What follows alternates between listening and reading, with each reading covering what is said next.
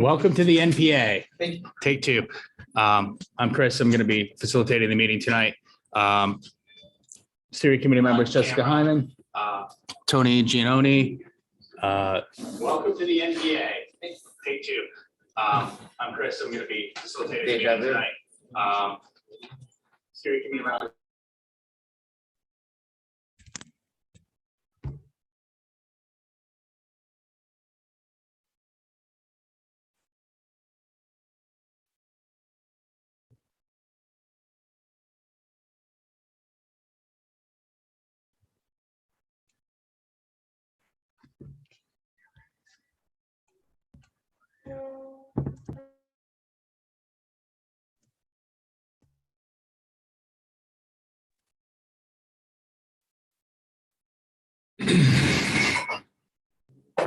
Are we picking it up there?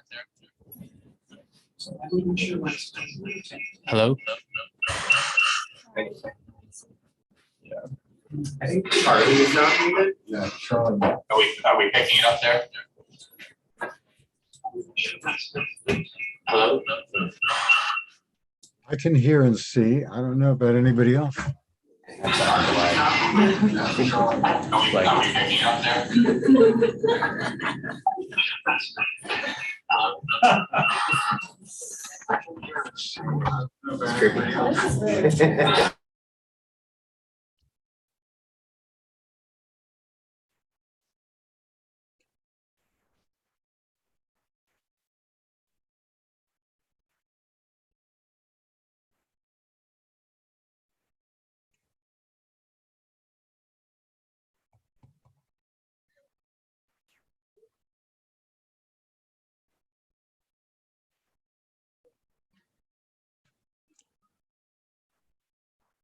Start as soon as we can. Try that again.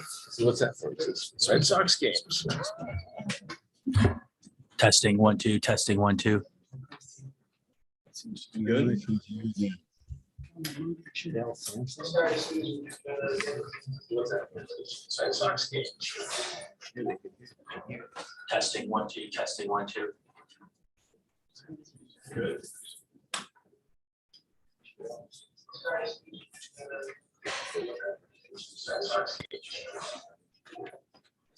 Testing 1 2. Testing 1 2.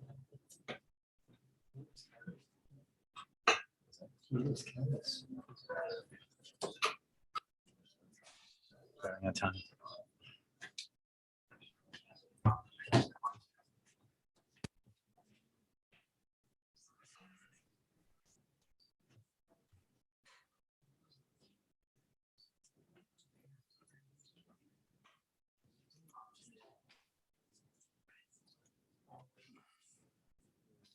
Wait for the all clear from the technical people.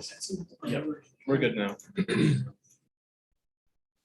Here All right, I think we've got our technical difficulties ironed out now. So for the third time, I'm Chris. I'm facilitating the meeting. I'm going to introduce the steering committee. We have Charlie G behind the camera here, Jessica Hyman to my right. We have some other folks that were not able to attend tonight. Molly Flanagan, Tony Reddington, Barbara McGrew, Andrew Champagne, and Mayumi Cornell. I'd also like to bring a shout out to Roxanne Muse, who we expect will be joining us shortly on the steering committee. Roxanne, if you want to say a few words here. Right. Yeah, go ahead. Hey, come on out. Come on down.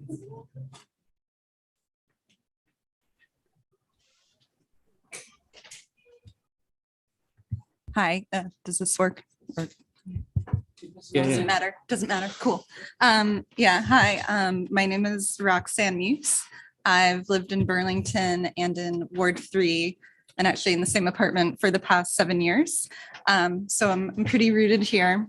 For those that are at this meeting that haven't been to an NPA meeting before, I just thought it'd be helpful to give context that these are meant to improve communication between the city and residents, which is a really important but challenging mission. So I'm interested in joining the steering committee to help facilitate that however I can. So for all the logistics that the steering committee does, agenda setting and stuff, I am very organized and methodical person. And as for the steering committee also figures out ways to continuously improve how NPAs are run to make sure they're meeting their goals. And this is something I'm excited to get creative with and problem solve with. I have communication, engineering, and customer service in my professional background.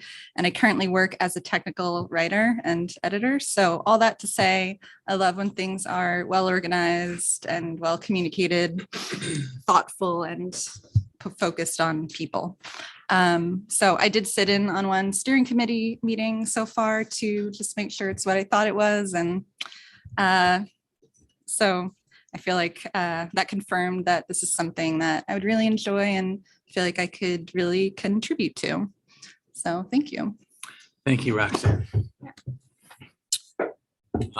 Reminder that the next NPA meeting will be Thursday, July 14th. So we will be returning to our regular location at the Old North End Community Center at 20 Allen Street. And with the community dinner.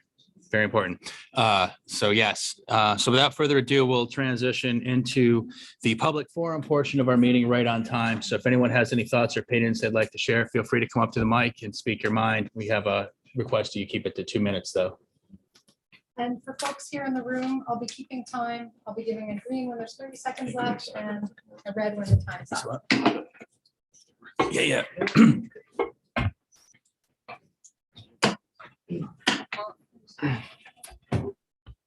I have my hand raised. I don't know if anyone can see it. Yeah. Brian, you're coming up. Hi, everyone. My name is Sam. I am the CEDO staff that helps with the NPAs. And I just have a really quick announcement for CEDO. There's going to be a virtual community meeting on the Trinity campus rezoning on June 23rd from 6 to 7:30 p.m. We're looking for a lot of public participation in this. We want to hear your thoughts, and I know UVM wants to hear your thoughts as well. So put that on your calendars, and if you are interested in what's going on with that, please show up. There'll be a lot of information there. I'll make sure that the link to that meeting is in the minutes of this for this meeting as well, so you can get it from there. And yeah, thank you. Thanks, Sam.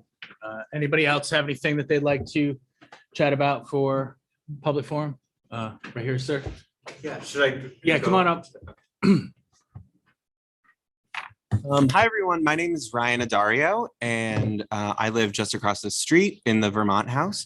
And I got a call a couple of weeks ago from Jill Krawinski asking if I'd like to join her in the race for state rep for Chittenden 16. And a few hours later, I said yes, and I'm really excited.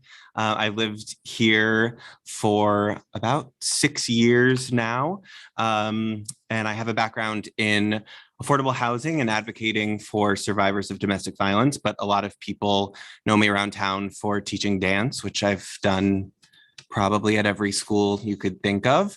But I'm really excited to dig into the campaign and get to know more neighbors and hear what's important to you, so that hopefully I could help be a voice to bring those concerns to Montpelier and get some results for us here in Burlington. So I just look forward to meeting everyone, and that's about it. Thank you. Thank you, Ryan. Gerhard, you're up. Hi, everybody. This is a little awkward with my back to all folks that are here in the room, but my name's Erhard Monka. I just wanted to introduce myself briefly. I live over in Ward 1. I used to live in the Old North End, have lived in Burlington since the 1970s. I am running for the state Senate and would appreciate hearing from folks about your concerns. Like I said, I've lived in Burlington since the 1970s. I first got inspired to get involved in local activism through Bernie Sanders when Bernie was mayor, served on the city council for several years, was city council president back in those days, and have worked for many, many years years as an affordable housing advocate. I have over 20 years worth of experience as an advocate working at the State House on a host of issues that largely center around affordable housing, but also land use planning. I used to represent the city of Burlington as its legislative liaison, so worked on many municipally related issues, including property tax reform, universal pre-K, the saving the renter rebate for low-income residents, and really helping also to create the large network of nonprofit affordable housing organizations that we have around the state that provide affordable housing. So really looking forward to hearing from folks about what your concerns are. And hoping to make it through the, I'm running in the Democratic primary, which is on August 9th. So would appreciate folks' support. And also just a suggestion to steering committee members, and I made the suggestion at our Ward 1 and 8 NPA last night. Be really nice if the NPAs maybe had an all NPA kind of candidates forum, so that we don't have to, so all candidates could appear together for folks in the city. So thank you. Anybody else in the room have anything before we move on? Okay, we'll be moving on to the folks on Zoom after the in-person portion. Hi, everyone. I'm Jean Moss. I'm helping coordinate the Ramble. And we are not really. Okay. Sorry. Thanks, Charlie. Yeah, I just want to remind folks that we're working out some bumps and getting over some hurdles, and hopefully are moving forward with the Ramble to happen last Saturday in July, as always. If anyone is interested in volunteering, we are very much looking for somebody who likes to manage social media. Look at everybody jumping up. Not it. Okay, thank you. I'm going to give you my email address and it's going to go in the notes. Anybody else want to speak here, public forum in the room? Okay, seeing no one, we're going to pivot to Brian Chena online. Brian? Thank you for giving me a minute. This is, I'll be back later as a state rep. I'm here right now as your neighbor from Isham Street because there wasn't time for a 10-minute presentation, but it's a time-sensitive issue. Is Good, the organization that I'm part of called Isham Street Gardening and Other Optimistic Doings, who you heard from last year about public safety. We're making a call to action to the entire city of Burlington to engage in mass gardening. We're asking people to take gardening to a whole new level across the city. And what you can do between now and the next time we come, if you want to get started, is clean up the areas around your house and in your neighborhood, try to expand your gardens, look around and look where new gardens could be planted to link existing gardens, and try to imagine how we could connect different areas and parks in the city and using existing greenbelt gardens to create garden walkways. So that's the sort of teaser. And I'll be back hopefully in July with some other members of Is Good to give you our full presentation about the history of Is Good, the benefits of gardening and how gardening can not only improve mental and physical health, but actually change human behavior and reduce crime and violence, and some more steps about how you can get involved. Thank you. Thank you, Brian. All right, and now we have Charlie up. Charlie? Hi. Hi, everybody. This is really abstract. It's nice to see everybody, and I think you can see me on some kind of screen. I wanted to mention the police presence downtown. There's a good letter in 7 days this week saying that police presence only works if they're actually looking at what's happening around them.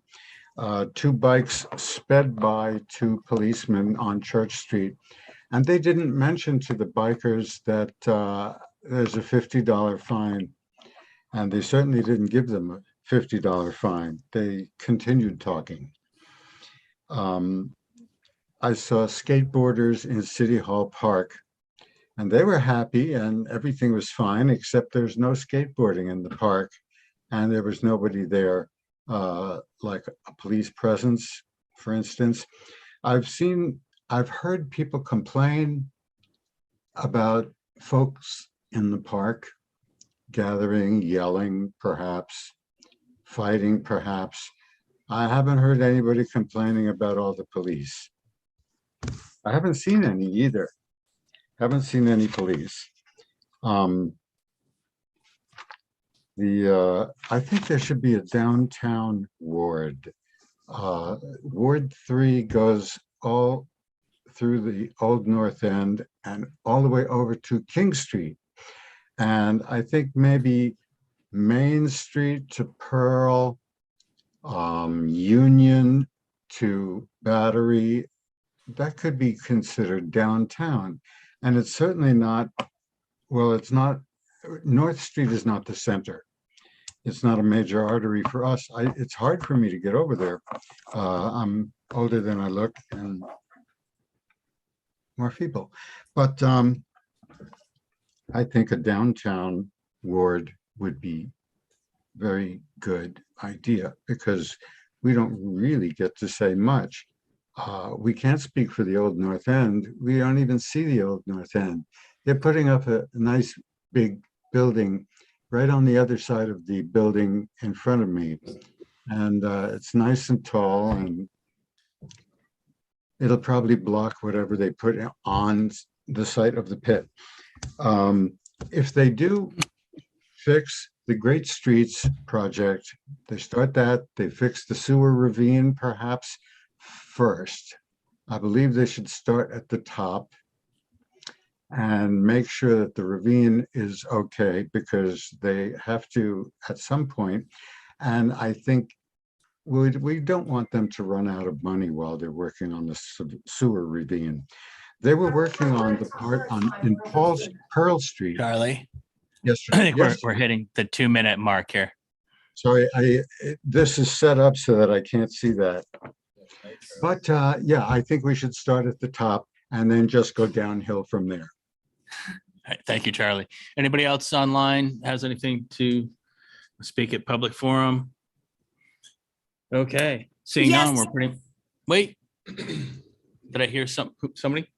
Yes, you did. Thank you. Hi, my Oh. name is Mila Grant. I've lived in Ward 3 on and off for almost 28 years now. I've owned a home here consistently for the last 20 years. I also currently serve on the police commission.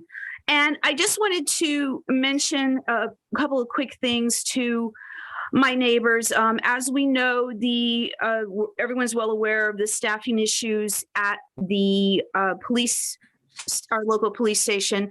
Although many people have tried to make this a political issue, the fact of the matter is that this is a national and a Vermont issue, and of course, hitting us home here.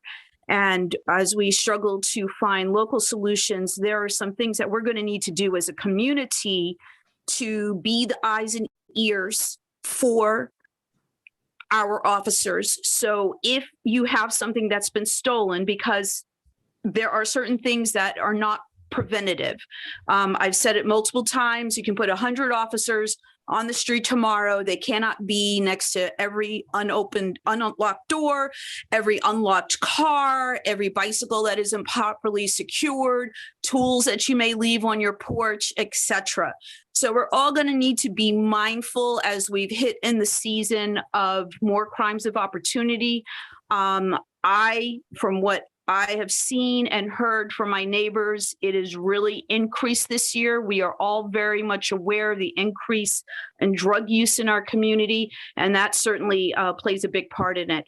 So do the basics. Make sure your doors are locked. Too many cars are being rifled through, stolen, because people aren't doing the basic security for their cars. Even when it gets hot, if no one's going to be in the home, make sure your doors are closed, make sure and locked, and make sure your windows are closed, make sure they're locked. If you can get motion lighting, that will be super helpful. If you rent, try to see if you can get your landlord to add motion lighting if your building doesn't have it. And if you report something stolen, use some of the social media. Some people have had success if they post on Front Porch Forum or if they post on Hey, Milo, we're reaching our 2-minute mark here. Sure thing. If they post on Reddit, describe what was taken, and someone sees it, they can call the department and report it. So we just have to, more than we usually do, work on mutual aid and have each other's back during these times. Thank you so much. Thank you, Milo. Anybody else, either in person or online, have anything for public forum? Sean. All right. And Rachel. We're going to take the gentleman from the room first. My name's Sean Connors. We're speaking as an employee of Burton.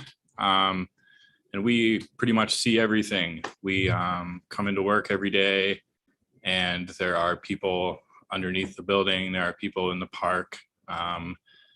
It's not as much of a disturbance as it is something that we see as something that needs to be changed. Somebody needs to put something in order to fix the problem instead of just putting a Band-Aid over it, which is kind of what happens when, you know, you call the cops, they come, somebody goes away, they leave, all of a sudden they're on private property, the cops can't do anything, and then you have to call the landlord, and it's a big process. I haven't heard anything about in this conversation about the Howard Center. I've done a little bit of research myself, but I know that these people I've lived in a bunch of different places, met a lot of different people, and nobody wants to be in the position that they're in.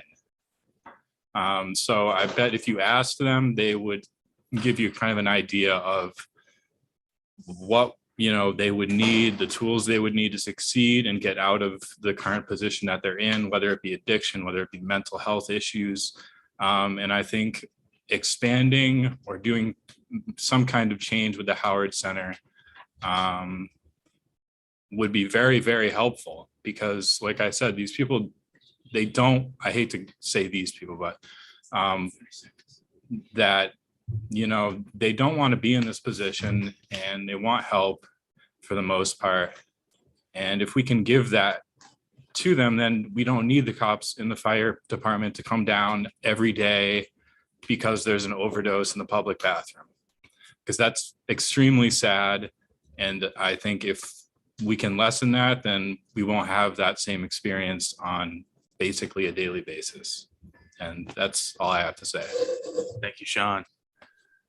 Anybody else here? Rachel, you're up. Hi, I'm not sure if you can see me, but hopefully you can hear me okay. We can hear you. Nice. Hi, everybody. My name is Rachel. I am the manager also of Burton. So funny, I'm going after Sean. I've been an employee there since 2016 and the manager there now for the last 3 years. And I've definitely seen an increase of activity of folks in the park. And I totally agree with Sean's point. I agree a bit with Charlie's point as well about, you know, if there is police presence downtown, you know, we, like Sean said, we see a lot, and I've seen a lot of activity that I know is illegal and I know should be addressed. I've seen countless open containers. We've seen open drug use, illegal drug use of all kinds. And it's the fact that that goes unaddressed at all, I think also perpetuates the idea that those types of behaviors can happen here. And I think that's what brings a lot of new population to Burlington in the summertime. When the weather is warm, I see a lot of people that I never see the rest of the year. And I agree. I think having more public resources in place, more public bathrooms, more safe injection sites, more public health sites, and employees of those organizations to be able to actually staff and do the work that's necessary. I think the conversation when we had about defunding the police got a little steered in the direction that a lot of us wanted it to be in, which was, yes, we need police. I'm not sure that we need them to be funded as heavily as they are. If we are taking that funding and putting it towards other public resources and ways to help people that are suffering, like Sean said, from addiction, from mental health, from injuries, from things that the cops shouldn't have to be dealing with, you know, like they should be, I think, required to deal with serious crimes and stuff that's serious issues, not just your everyday, you know, run-of-the-mill petty crimes. But I think those could be avoided if people had more resources and we were better able to take care of the community, because it is a vibrant place. Burlington is a wonderful cultural place to share. And I think that's what draws a lot of people here as well. But there in my opinion, there are still rules and they're put in place to keep the community feeling comfortable and safe where they live and where they work. I now live outside of Burlington and I'm coming from Zoom because frankly, I make it a point to get out of town as quickly as I can. I don't like the energy downtown anymore. It's not the same that it used to be. I was a student here, graduated in 2013, and I've lived in Burlington up until 2019. So again, I also have put in my roots and I really am invested in this community and want to see it better for everyone. I want to see less of the familiar faces that I see in the park because I know that they're getting help. Hey, I think we're hit the end of the 2 minutes there. Sorry about that. But we'll be able to talk a little bit more if you have other concerns about downtown when we pivot to the forum here in a little bit. Anybody else? We do have someone here in the room. Okay, come on down. Not quite as good as the late Bob Barker, unfortunately. Hello, Margaret. Hello. Hi, my name is Meg and I manage a property in downtown on Church Street. And I just would like to suggest City Hall Park is a park. And I'm wondering if we can have closing hours just like we do at the other parks so that the activity might stop. People in the building that I work are very unsafe. They feel really bad. And I've lived here. I went to UVM, graduated in 1989, and I've lived here ever since. And again, this is nothing like it's ever been. Thank you. Thank you, Meg. Not seeing anyone else. We're going to oh, we do have someone here. Is it okay? It is okay. I just want to remind folks that there will be an opportunity to talk about downtown specific issues as part of the agenda item after City Place. So just so you know that too. This is more north there. Okay. Jump right in. Yeah, I just wanted to, my name is Tim. I've lived on Spring Street for about 10 years. And it's really concerning what's going on in the city. I feel like it's feeling more and more lawless. And it's not like a friend of mine just got hit with a stray bullet the other night, sitting in his backyard with his wife and friend. And I wonder if the police have enough resources to investigate this crime. Also, I mean, just little things like the police, I'm a bike commuter and I've almost been killed on my bike a couple of times by people who disregard the law. I mean, this seems like it's becoming lawless. I mean, nobody stops at a stop sign anymore. Stop lights are like, maybe, I mean, I never see a police person, and I don't even see police in my neighborhood anymore. So this morning at 6 a.m., I woke up to somebody on my porch stealing stuff from there. I chased him down the street. He got in his truck. If anybody's interested, it was a black truck piled with stuff in the back. And he yelled at me and drove away. So, yeah, it's a little more than a little concerning. I know the police have way too much on their plates, and I feel like they should be policed as well. I'm not like going to wave a Blue Lives Matter flag around or anything like that, because I know people who've been negatively impacted by police. So at any rate, thank you. Thank you, Tim. Thanks for coming out. Okay, we're gonna try this one last time. Last call for comments. Going once, going twice. All right. All right, moving on to the City Place update from our friends at Freeman French Freeman. You guys are up. Thank you. Sure. Thank you. First introductions. My name is Jesse Beck, architect with Freeman French Freeman. And with me is Catherine Lang, who is project manager presenting this project tonight from Freeman French Freeman. We have William Fellows, who's with Devonwood, and Dave Farrington, who is with City Place Partners. So one thing I want to clear up is tonight's presentation and the focus for Freeman French Freeman is to present City Place Phase 2. So that is the block starting from Church Street through the old mall to the LL Bean building in the new St. Paul. So we'll be showing you the physical characteristics and program to develop what we call City Place Phase 2. Now, City place phase one has gotten a lot of press. And so Dave is here if after there are questions about phase one, we can certainly take those if we'd like to spend the time. But we're really here to start the whole process, to introduce phase two. And we are looking forward to getting into the permit process, the official permit process, once we do the NPA, the tech review, and start our application for phase two. So with that, Catherine. Thanks. So on the screen, you'll see the existing site plan. So as Jesse said, this is the property that on the west is bounded by the future St. Paul Street extension. To the north, Cherry Street and Outdoor Gear Exchange. On the east, we have Church Street, and on the south, Bank Street.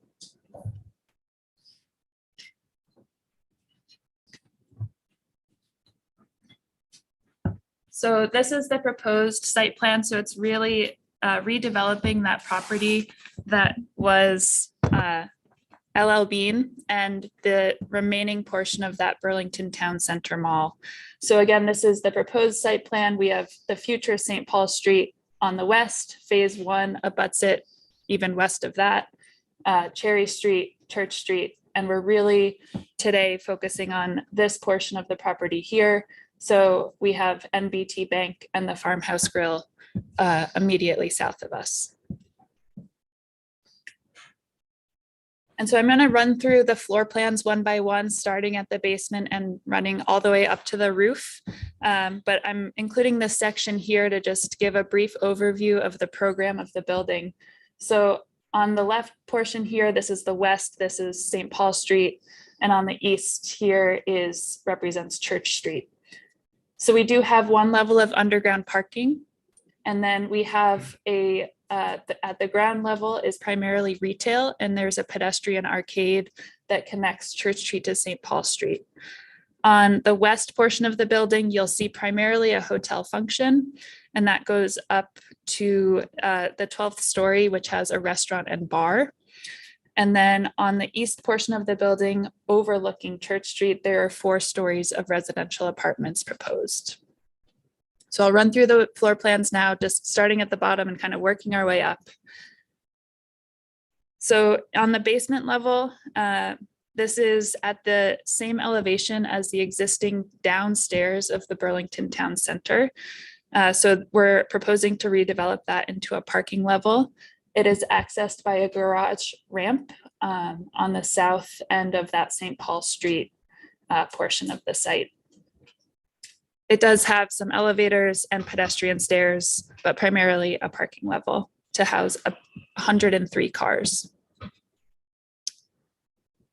On the ground level, so again, St. Paul Street on the west, we have this pink portion that really connects St. Paul Street to Church Street and provides access to the hotel lobby on the west portion of the site, the residential entry for the apartments on the east portion of the site, and also allows a connection between the two. On Church Street, there are 2 retailers. So similar to what we're all familiar as recently Five Guys and Starbucks. So those 2 retailers are shown on Church Street. And then the entrance to our pedestrian arcade is set back slightly from Church Street and sort of pulls Church Street into the building. On St. Paul Street, we have a large retailer on the south portion of the site. We have a hotel lobby. We have a restaurant and kitchen at the corner of St. Paul and Cherry. We have some long-term bike storage and bike parking off of Cherry Street and a loading dock on Cherry Street as well. Going up to level 2, so on the west portion of the site, is primarily a conference center for the hotel amenities. And there's a large ballroom on the west overlooking St. Paul Street and an outdoor deck that is under a roof undercover.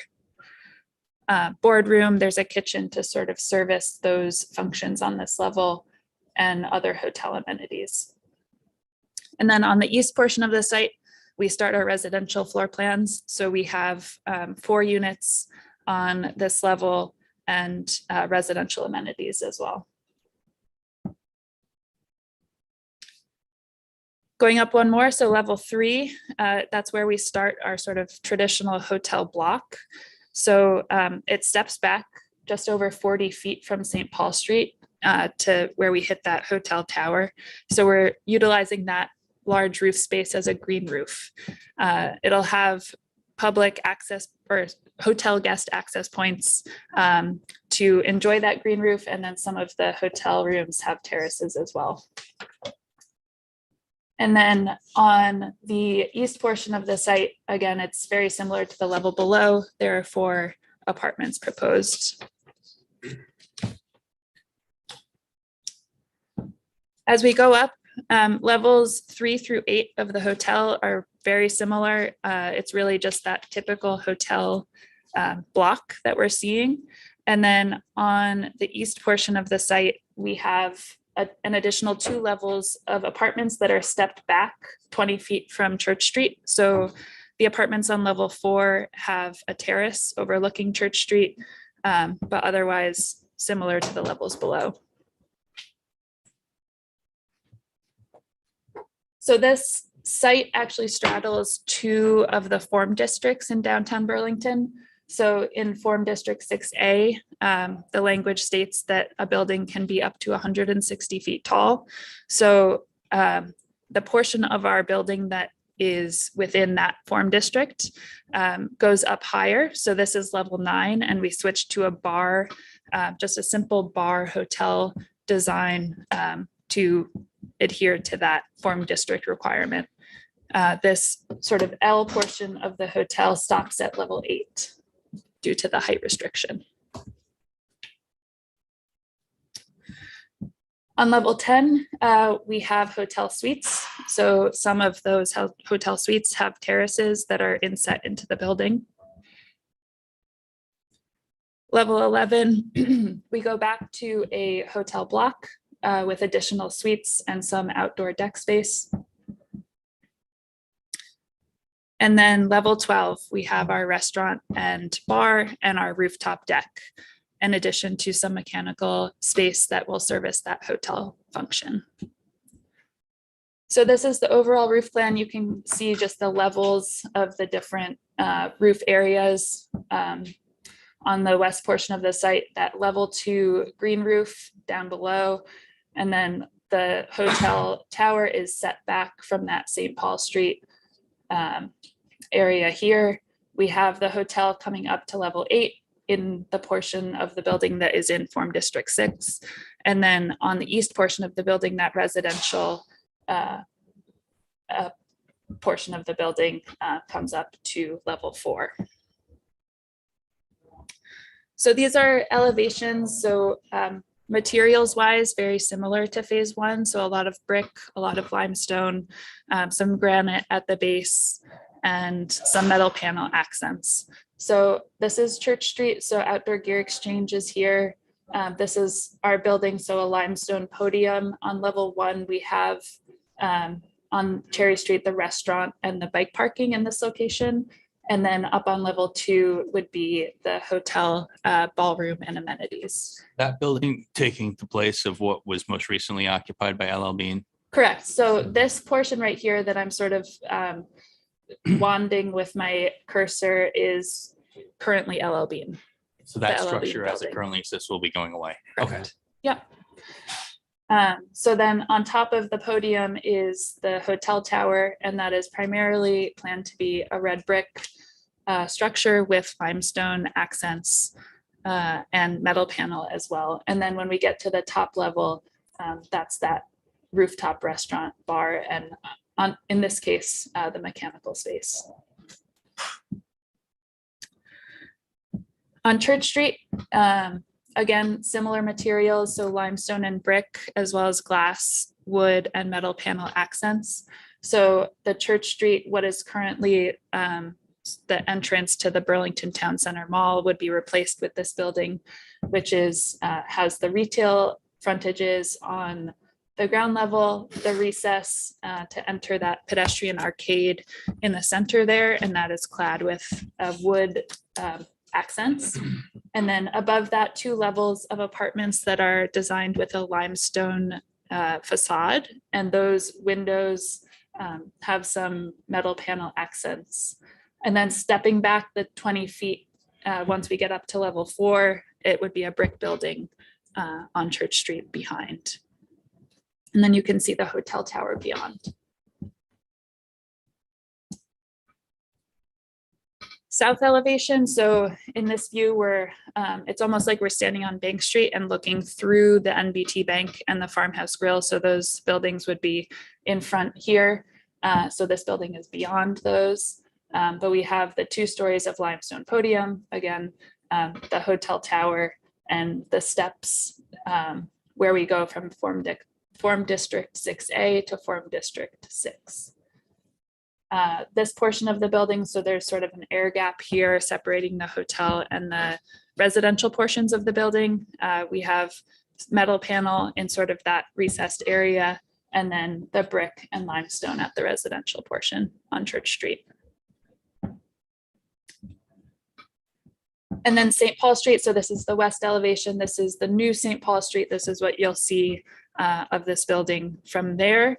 Again, so the restaurant is sort of occupying this lower left portion of the building. There's a hotel lobby with a large hotel canopy that is projecting over the sidewalk and sort of welcoming folks to the hotel. We have the pedestrian arcade entrance, which is recessed and offers access for hotel and apartments as well. And then there's the retailer on the south portion of that facade. Level 2, again, hotel programming, and then stepped back the 40 feet is the hotel use itself. And then this top floor again is the restaurant and bar on level 12. So again, this is the section, just kind of pulling it all together. This is the hotel use on the west, the residential use on the right, and the retail and arcade on the ground level. And so here we have just some pretty pictures to finish our presentation. So this is Church Street. So this is representing, this is a rendering of what that might look like. So this is the limestone facade of that residential building, the 4 levels of apartments on top of retail on the ground level of Church Street. Again, a canopy sort of projecting and welcoming people to the building, and you can see the hotel tower beyond. And then this is a rendering of the St. Paul Street entrance. So again, the pedestrian arcade recessed, the hotel entrance recessed, both with a canopy welcoming folks to the building. And then the limestone podium and the brick and limestone hotel above. So that pretty much finishes my portion. I would love to answer any questions if there are any. Can you point out this the walkway between St. Paul and Church? I didn't quite catch that. Yep. Let me go Is back. that public property? I mean, No. no, it's not public property. No. But you said the public is. Well, we're actually in the process of trying to understand what that space could be, and we would like to give it as much opportunity as possible. Primarily right now, it serves as a connector between the hotel and Church Street, as well as fire egress for both the hotel and the residential portion. We would like to introduce a retail activity into it as much as we can to embellish the retail stores or more traditional stores that are on either side of it.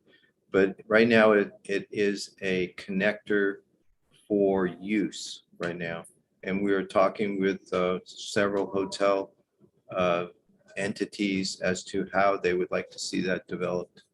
And as you can imagine, we're placing a banquet facility right downtown for, right now it serves like 900 seats. We're looking to try to push it to 1,000. So to have a banquet, but right now at 900, that people could come down from the banquet or come up from the banquet onto Church Street, that creating that kind of access and that kind of activity between the hotel and the residential function. So we have the residential function is rather a small portion. It's only 15 units at the present time. So it's really, this is really a hotel project. Hotel is about 242 units. There's a nice connection between phase one, which is what everybody calls the pit, which is going to be a residential, primary residential development to get people up to Church Street. It's going to be that promenade that connects from the new St. Paul, which abuts the phase one project, and lets people walk undercover to Church Street and get out there and make that connection.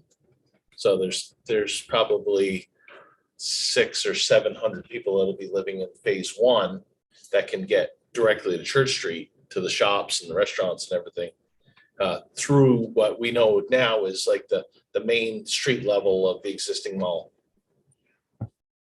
Ryan, you had a question? I was actually going to ask about the comparison between number of housing units versus hotel Okay, space. if I could interject something, if you stop sharing your screen, then see everybody else can be on camera when they're speaking. Got it.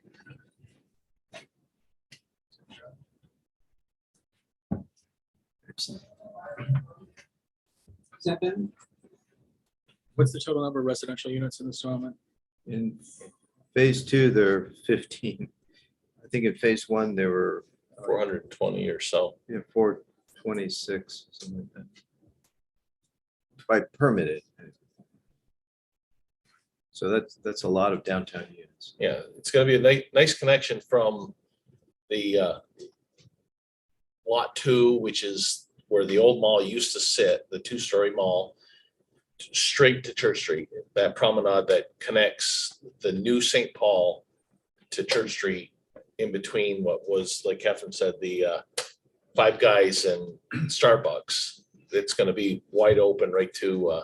So at the conclusion of the project, how many total units will there be for housing? Well, they're two separate projects right now. So. About 450, right?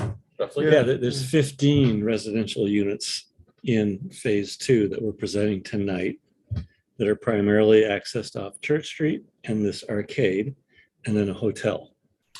But it's, Yeah, I understand you're presenting on phase 2 tonight, but the project has evolved quite a bit over the last few years. And I think trying to understand how it has evolved, I think what most folks are really interested in is not really phase 1 or phase 2. They want to know when the whole project's done, how many units of housing are going to be on that site. 450 rental units. Okay.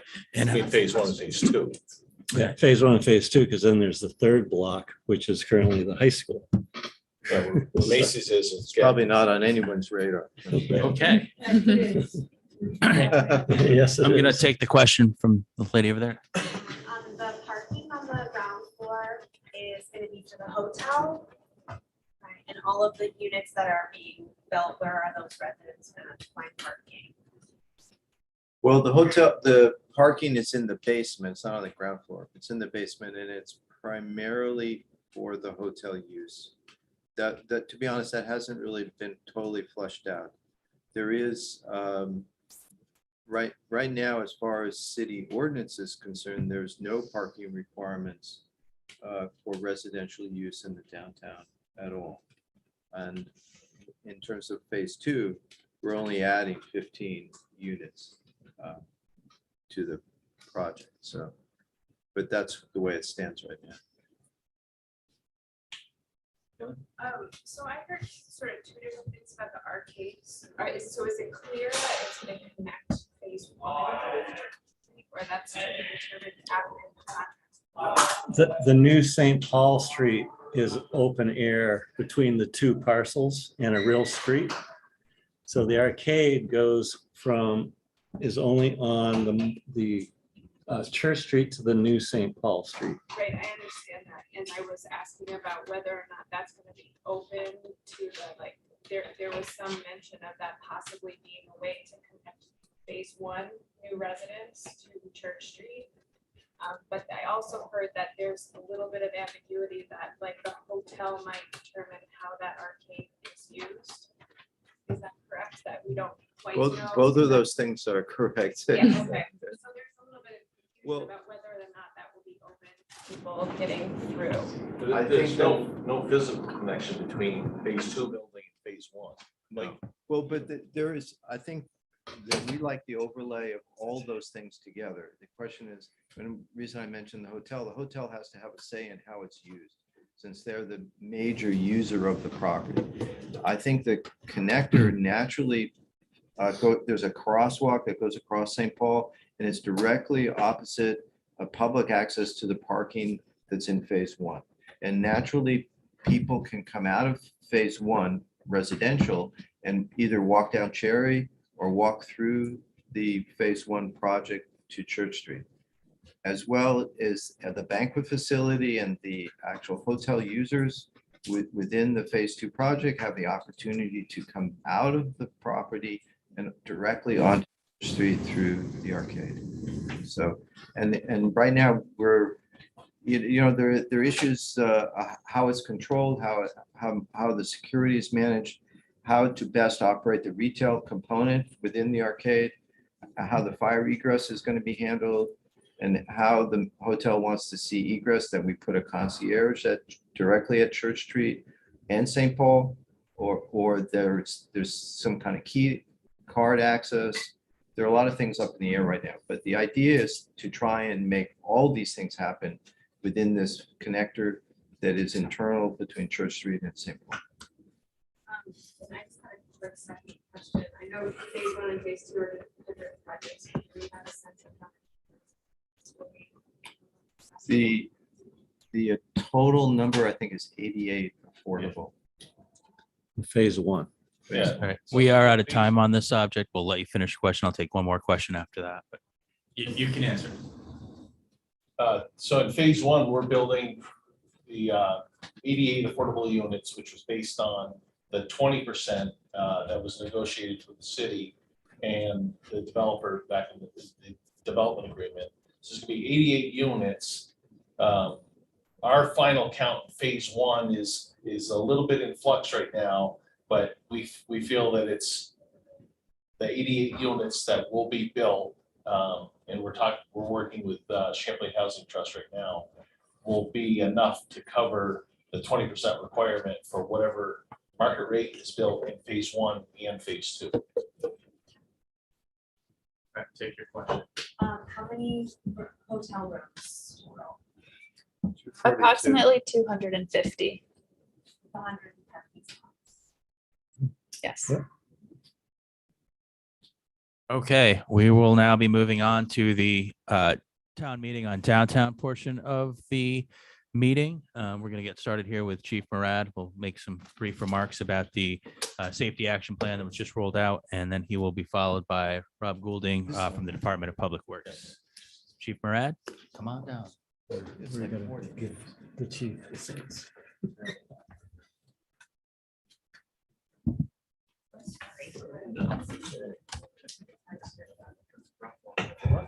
Thank you very much. Thank you. You guys are welcome to stay if you want. Jasmine, okay.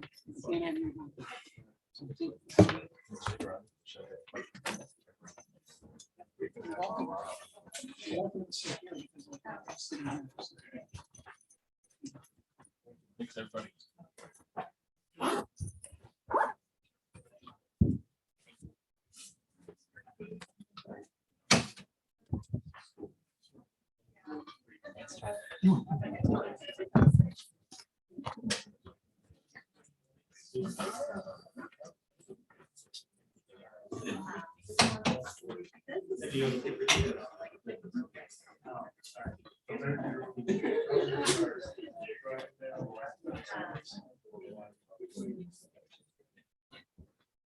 All right, I guess we can get going if you're ready there, Chief. Sure, All right, I'm thank absolutely you. ready. All righty, we're going to get rolling then. Okay. Thank you very much for having me. Thank you, everybody, for letting me come. It's wonderful to see everybody again. I can't wait to get back to 20 Allen Street and to actually have regular live NPAs. I attended almost every single NPA when I was a deputy chief in all the wards. I really, really enjoyed them. I missed them tremendously during the pandemic. I'm glad that they're starting up again. I was at one at the library just last night. I think it's a great opportunity for people to come together and actually be with each other in person. So it's great to see that all of you are here and committed to being here in person. That's wonderful. Obviously, there've already been some comments about what we're feeling and experiencing downtown with regard to public safety and the sense of safety. I don't like hearing that perhaps somebody sped by on a bicycle past 2 police officers. I hate hearing that we are not able to respond the way people want us to respond. I wish that things were different. But where we are right now is that in June of 2020, we had 61 total police officers available for patrol response. That was 3 lieutenants, 6 sergeants, 46 officers, an emergency response officer, 2 school resource officers, and 3 officers on field training. As of today, right now, I have 29. That is 1 lieutenant, 6 sergeants, and 22 officers. And that is for all 3 shifts. That is for all 7 days a week. I have 4 officers on any given shift and 2 officers on the midnights. And oftentimes I don't have all 4. Our contract works in such a way, as most contracts do, that we have what's called an availability factor. In other words, people are entitled to leave. They are entitled to, well, not leave, although they are leaving, but not entitled to leave. They're entitled to vacation and time off. And that time, in effect, means that I have an officer 86.3% of the time, not 100% of the time. So on any given shift, rather than having 4, I may only have 3. In fact, sometimes it's less. Now, we are doing things to try to address this. We are authorized to hire again. The city council partially reversed itself from its June of 2020 decision and upped the head count. But by then, we were already far below the head count that had been established in June of 2020. We went from having 105 authorized count, which we never really hit for the most part. Every now and then we'd touch it, but for the most part, hiring works is an up and down and is largely done twice a year for the Vermont Police Academy. We would hover in the high 90s. Again, as I mentioned, we were I didn't mention it actually. I said how many were available for patrol in June of 2020, which was 61. The total number of officers was 91 at that time. And that's because we have officers who are in our detective bureau. There were 15 officers in the detective bureau at the time. We have officers who are assigned to our airport, 8, and we have a handful of administrative officers, including myself, and the 2 at the time deputy chiefs. We currently only have 1 deputy chief. So when we look at what we normally had historically, the decision was made to reduce headcount to 74. We went far below that. We are currently at about 64. The decision was made to reauthorize to 87. We have not yet been able to hire to that. I have brought aboard some new officers, and I have also lost officers. In compensation, what we have done is implement a plan that I called the Public Safety Continuity Plan. And with the mayor's great support, the mayor has been incredibly supportive about this movement. This was not something that he thought was a good way for us to have public safety in the city. But with his great support, that is the reduction in headcount, was not something with which he agreed. With his great support, we put forward a public safety continuity plan in December of 2020, and it went forward again in January of 2021. It was authorized for the coming fiscal year, so it really got rolling in July of 2021, and it authorized me to hire new positions that I invented that are called community support liaisons. Those are mental health workers, social workers who have experience with substance use disorder, with houselessness, with attendant issues around those kinds of social crises, who work inside the police department and take jobs that are basically forwarded to them by police officers, or by the other position, which had existed previously but had not had large numbers, are community service officers, or CSOs. Our community service officers, we've always had these positions. They are people who normally deal with animal control, and they would do things like license plate checks, or if you needed fingerprints at the station, they would come, but we only had 1 per day shift. Now I have 2 per evening shift and 2 per day shift, and I am hopeful to hire some more. We have expanded the kinds of calls to which they respond, including certain kinds of quality of life complaints around noise, certain kinds of issues around, for example, non-injury crash. If a crash doesn't need to be investigated, we can send a CSO. By law in the state of Vermont, if a crash has to be investigated, it has to be addressed by a police officer. That is true of a number of other kinds of crimes and incidents as well. And that is even before we get into the question of whether or not it is safe to send an unarmed officer who cannot use force to protect him or herself or to protect the public to certain kinds of calls for service. Because really, we can't. And the fact of the matter is that certain social work positions won't go to those kinds of calls without police officers either. So right now, we are in a posture where we cannot respond in the way that I want us to, in the way that men and women inside the police department want us to. And I know that there are questions about why do we not see these resources in the park or on the marketplace? Why do we not get a response when we call? Why is it that we are feeling in a way that the presence has been reduced and that crime and attendant disorder has increased? The fact of the matter is that study after study has shown that police presence does reduce crime. People don't do things in front of police officers, and they won't do things if they think that it's likely a police officer may pass by or respond. They know that that is not the case right now. Everybody knows that that is not the case right now. And I have put online at the city webpage, on the top of the Burlington Police Department sub webpage of the City of Burlington webpage, a new priority response plan.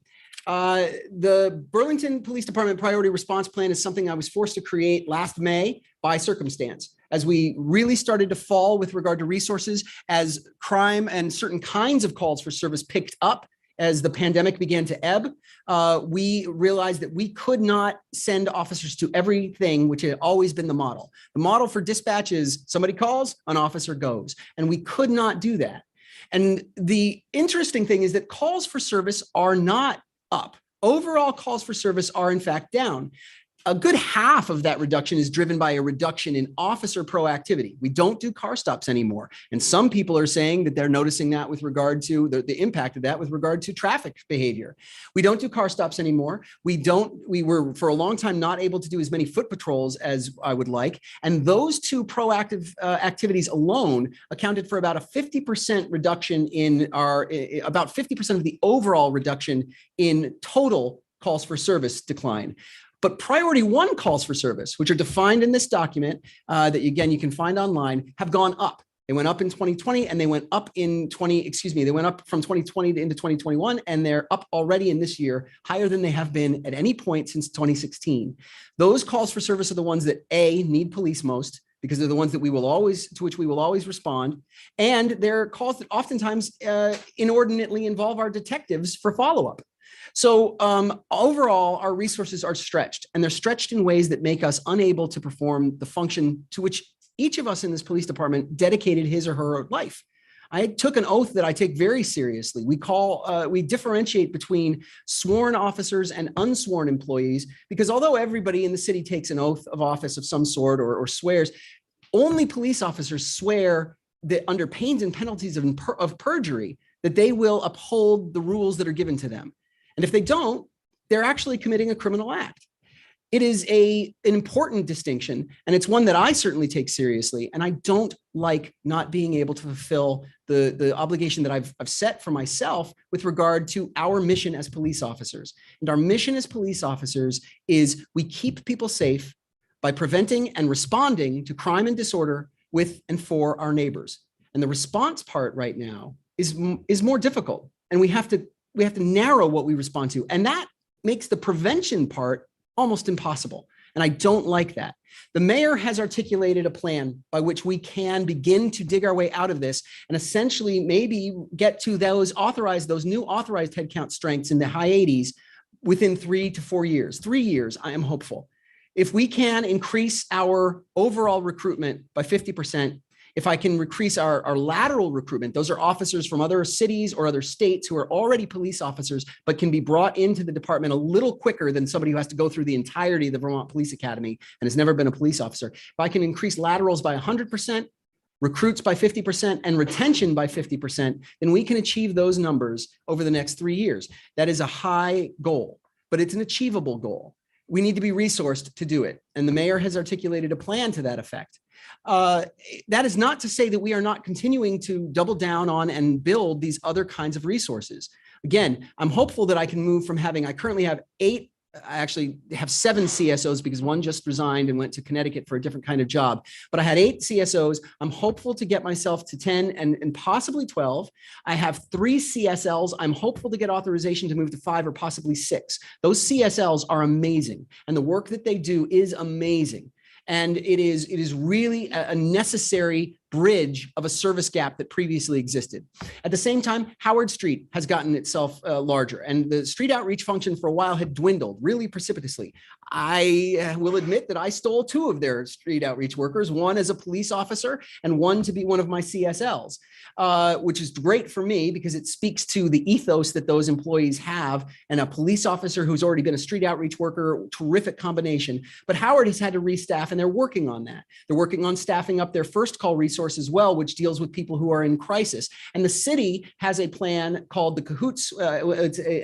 It's a modeled after a program from Oregon called the Cahoots plan. Ours is a crisis team, and that crisis team, we've produced an RFP. I wrote that RFP with Lacey Smith, who is the community support supervisor in the department. We wrote it together. We've promulgated it. We've had respondents. We're trying to figure out whether or not those respondents can. The prices are a little different. What's expected by those respondents versus what we think we are able to pay is a little bit off, and we're working with the state to see whether or not the state can bridge some of that discrepancy. But we are trying to make efforts on this. And again, I encourage you all to go to this piece online because it's got a lot more than I can say. And it includes something that's very important for this ward and for where we sit right now, our creation of something called the CCA, or the City Center Area. For decades, for about 2.5 decades, this police department worked in a really wonderful program of community policing that involved area patrol. We would assign officers for 4 months at a time to specific areas of the city on specific shifts. They would get to know the people and the problems and the potential of those parts of the city. And we had 1 officer in what amounted to the new North End, 2 officers in the old North End, 2 officers in the Hill section, 2 officers in the downtown, and 1 officer in the South End. We don't have that anymore. That's 8 officers on a shift, and we never have that. As I said, we're lucky when we have 4.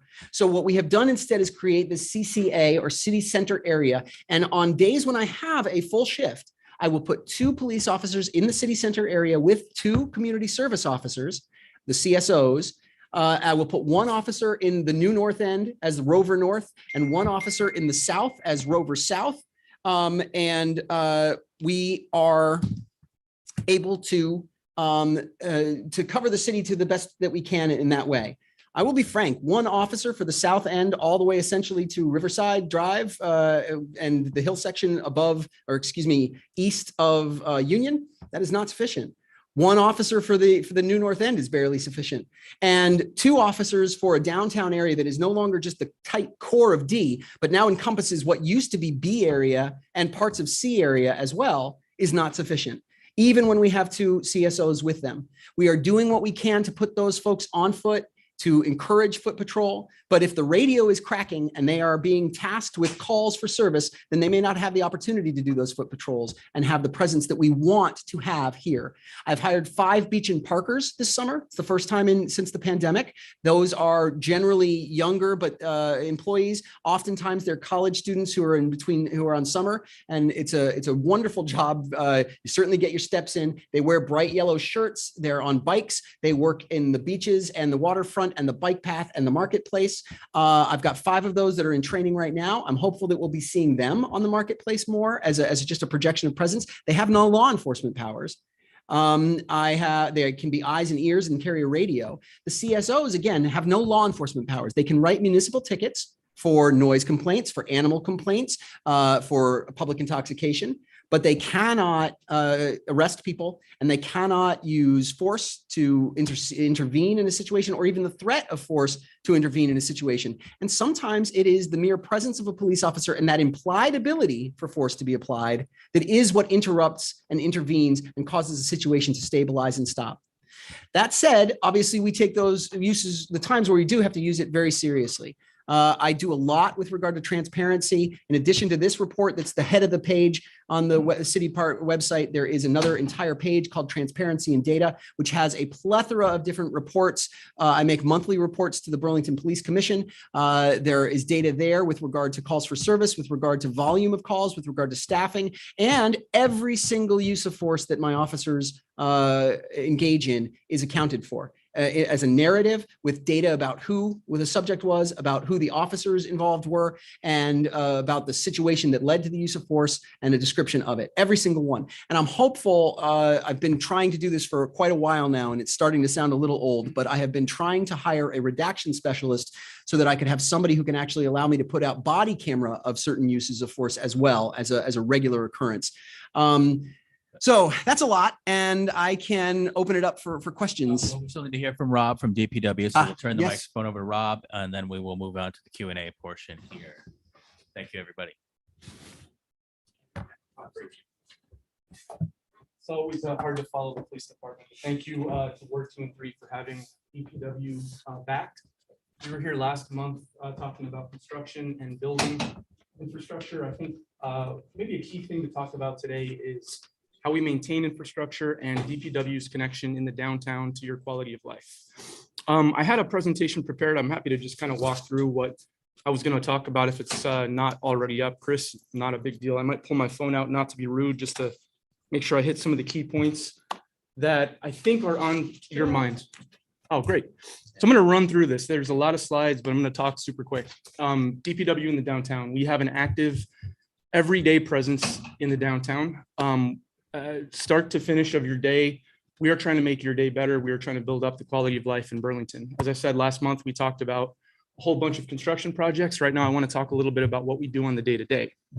So if we just slide down a little bit there to, a couple of things I think are on top of mind. Chris gave me some background about what folks have been asking about, though I think a lot of that should be obvious to us anyway about what you care about in your community.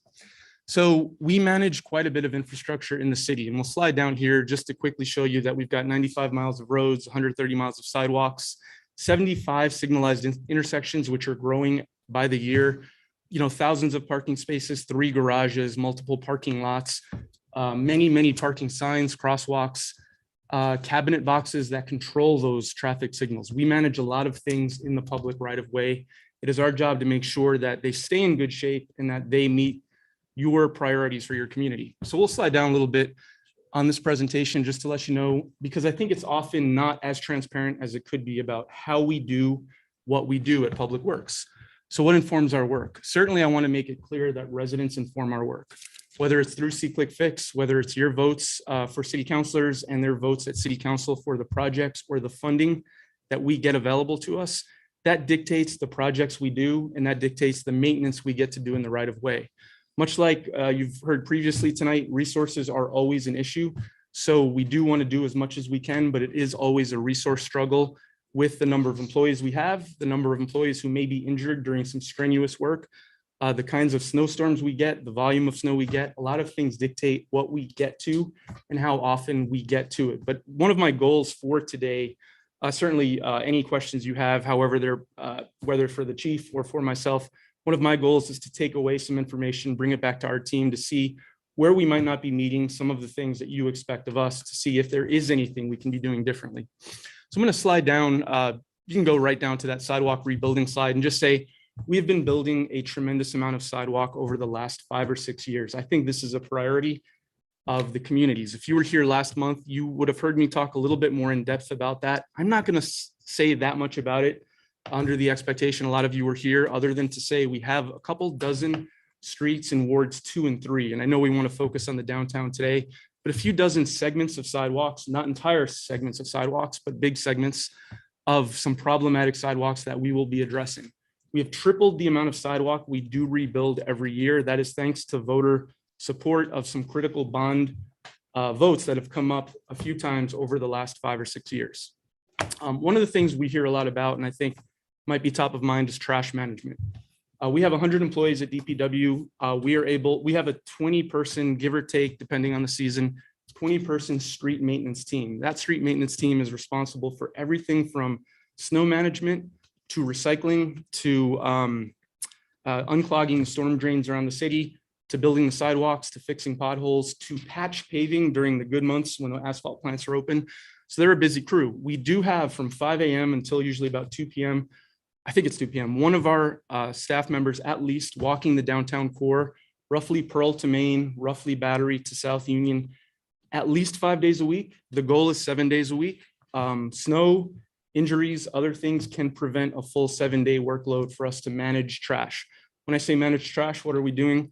That gentleman, typically gentleman, is walking around the city with a trash picker, picking up trash off the roads, and then they're driving around the downtown with their truck, picking up all the public receptacles in the right of way, getting rid of that trash. That does not include City Hall Park or the Church Street Marketplace.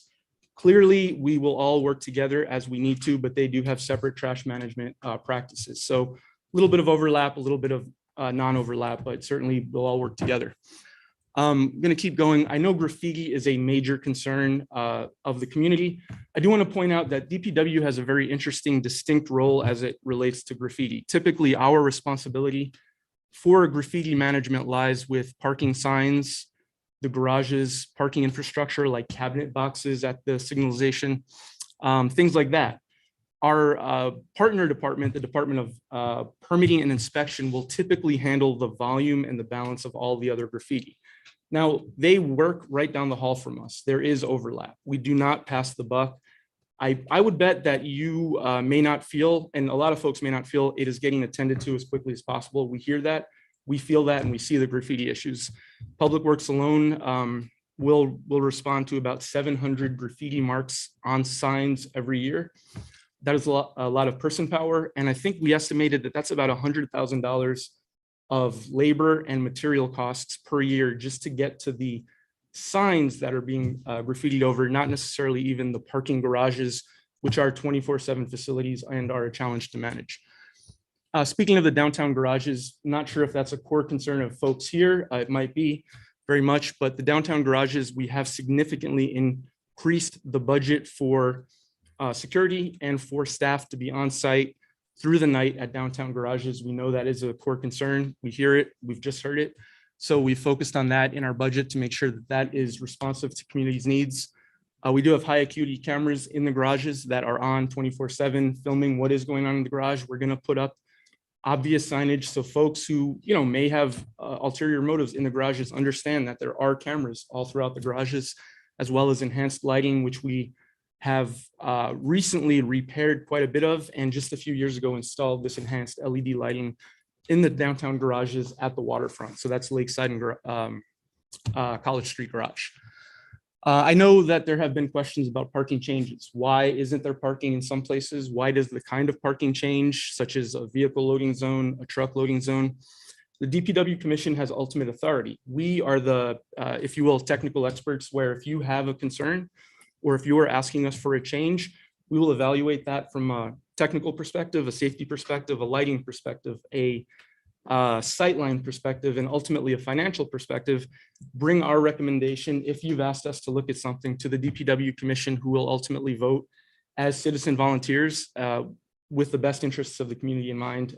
Commissioner, right in the front row here, thank you for your service to the commission. I'm gonna keep breezing through this because I want to really hear, as your questions relate to DPW, where your core concerns are, but I did want to hit some of the big topics that you did, I think, typically have when we talk about quality of life and DPW's impact. We do manage all of the snow in the public right of way. That includes all of the public lots and all of the top of public garages. Public garages will also house you if you need parking during, house your car if you need parking during winter parking ban. We have 20 folks who will manage that.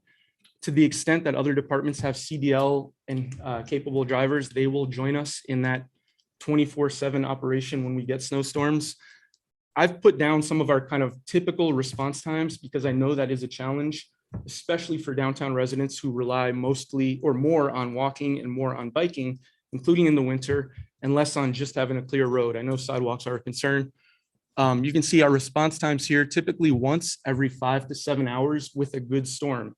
If that storm is presenting whiteout conditions or fluffy light blowing snow, that is going to considerably slow our response time. We hear the concerns certainly during a storm. We want to hear from you if you are finding safety challenges during a storm and especially after a storm. I'm not going to go too deep into the snow operations unless you have questions about those. And I think folks have heard us in months past talk about the Main Street Revitalization Project.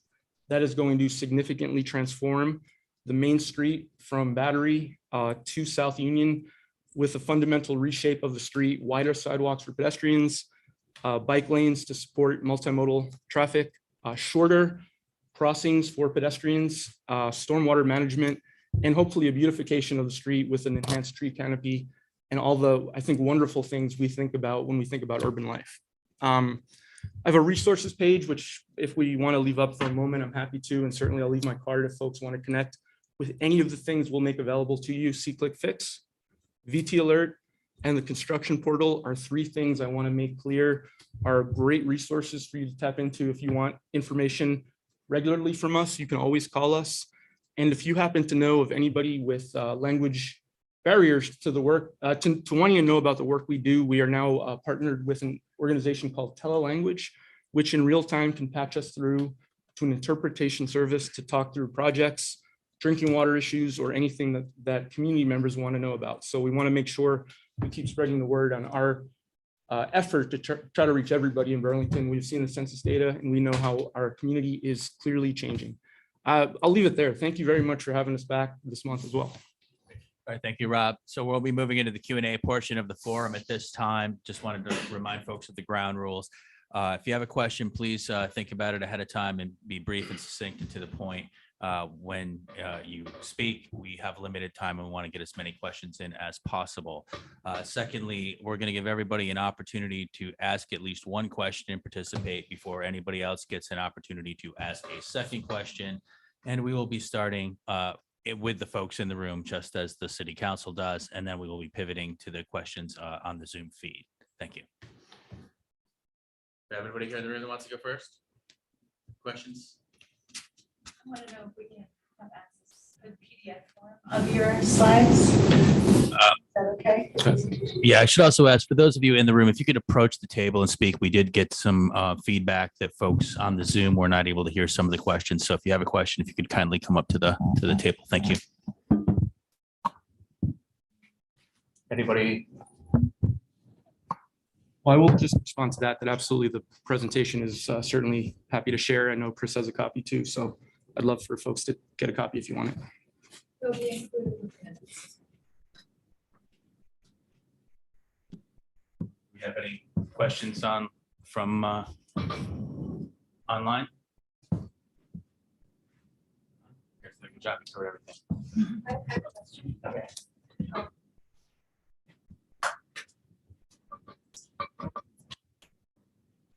I'm Jess Hyman, live in Ward 3, and this is a question for the chief.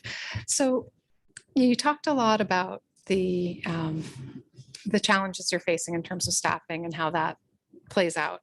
And you've also talked about ramping up the number of officers and your hopes for more coverage. What is your advice for residents now? And, I think we heard from some folks here in public comment earlier, similar things happen in my neighborhood on North Champlain Street where we've see things going on. We've called dispatch. It's not something that rises to the level of needing an officer. Or if we call the other line to report drug activity or other activity, we never get a call back. There's some talk in the neighborhood from folks who want to start up neighborhood watches and things like that. There was someone at the very beginning was talking about it's our role as citizens to be vigilant, but that's not really satisfying for everyone and doesn't address the problem. So what should people do and what's possible? Yeah, I can sense that that's unsatisfying, and my answer is going to be unsatisfying too. I need people to continue to report incidents when they occur so that we know the trends that are occurring. I made this plea today in a press conference with the mayor. The mayor held a press conference today with myself and with State's Attorney, Chittenden County State's Attorney Sarah George, primarily around the issue of the spate of gun violence that we have endured and experienced over the past 2.5 years. But a component of it was a plea on my part for people to report the things that are happening, and an acknowledgement on my part that it is incredibly frustrating to report when you are not going to get much of a response. With regard to no response at all, I am working on making certain that we are better with regard to at least acknowledging receipt, for example, of drug tips, receipt of online complaints. We do process those online complaints, but it takes time. It's largely done by the sergeant who is assigned to the airport. And I am also exploring having those reports. In some cases, they may be answerable on phone by other positions, whether it's officers or CSOs. But if it is not in the priority response model, the response is at times unlikely. The priority response plan was put into effect with the concept that we wouldn't be in it all the time. And in fact, we were for a long time only in it about 15% of the time. We do what is called stacking a call. So not all incidents are calls from the public. Some incidents are self-generated by officers. They're new incidents that occur because an officer sees something and intervenes, or because a person comes for a fingerprint check, and that ends up being an incident that a CSO does. But most incidents are calls for service from the public. Initially, the plan was when I had two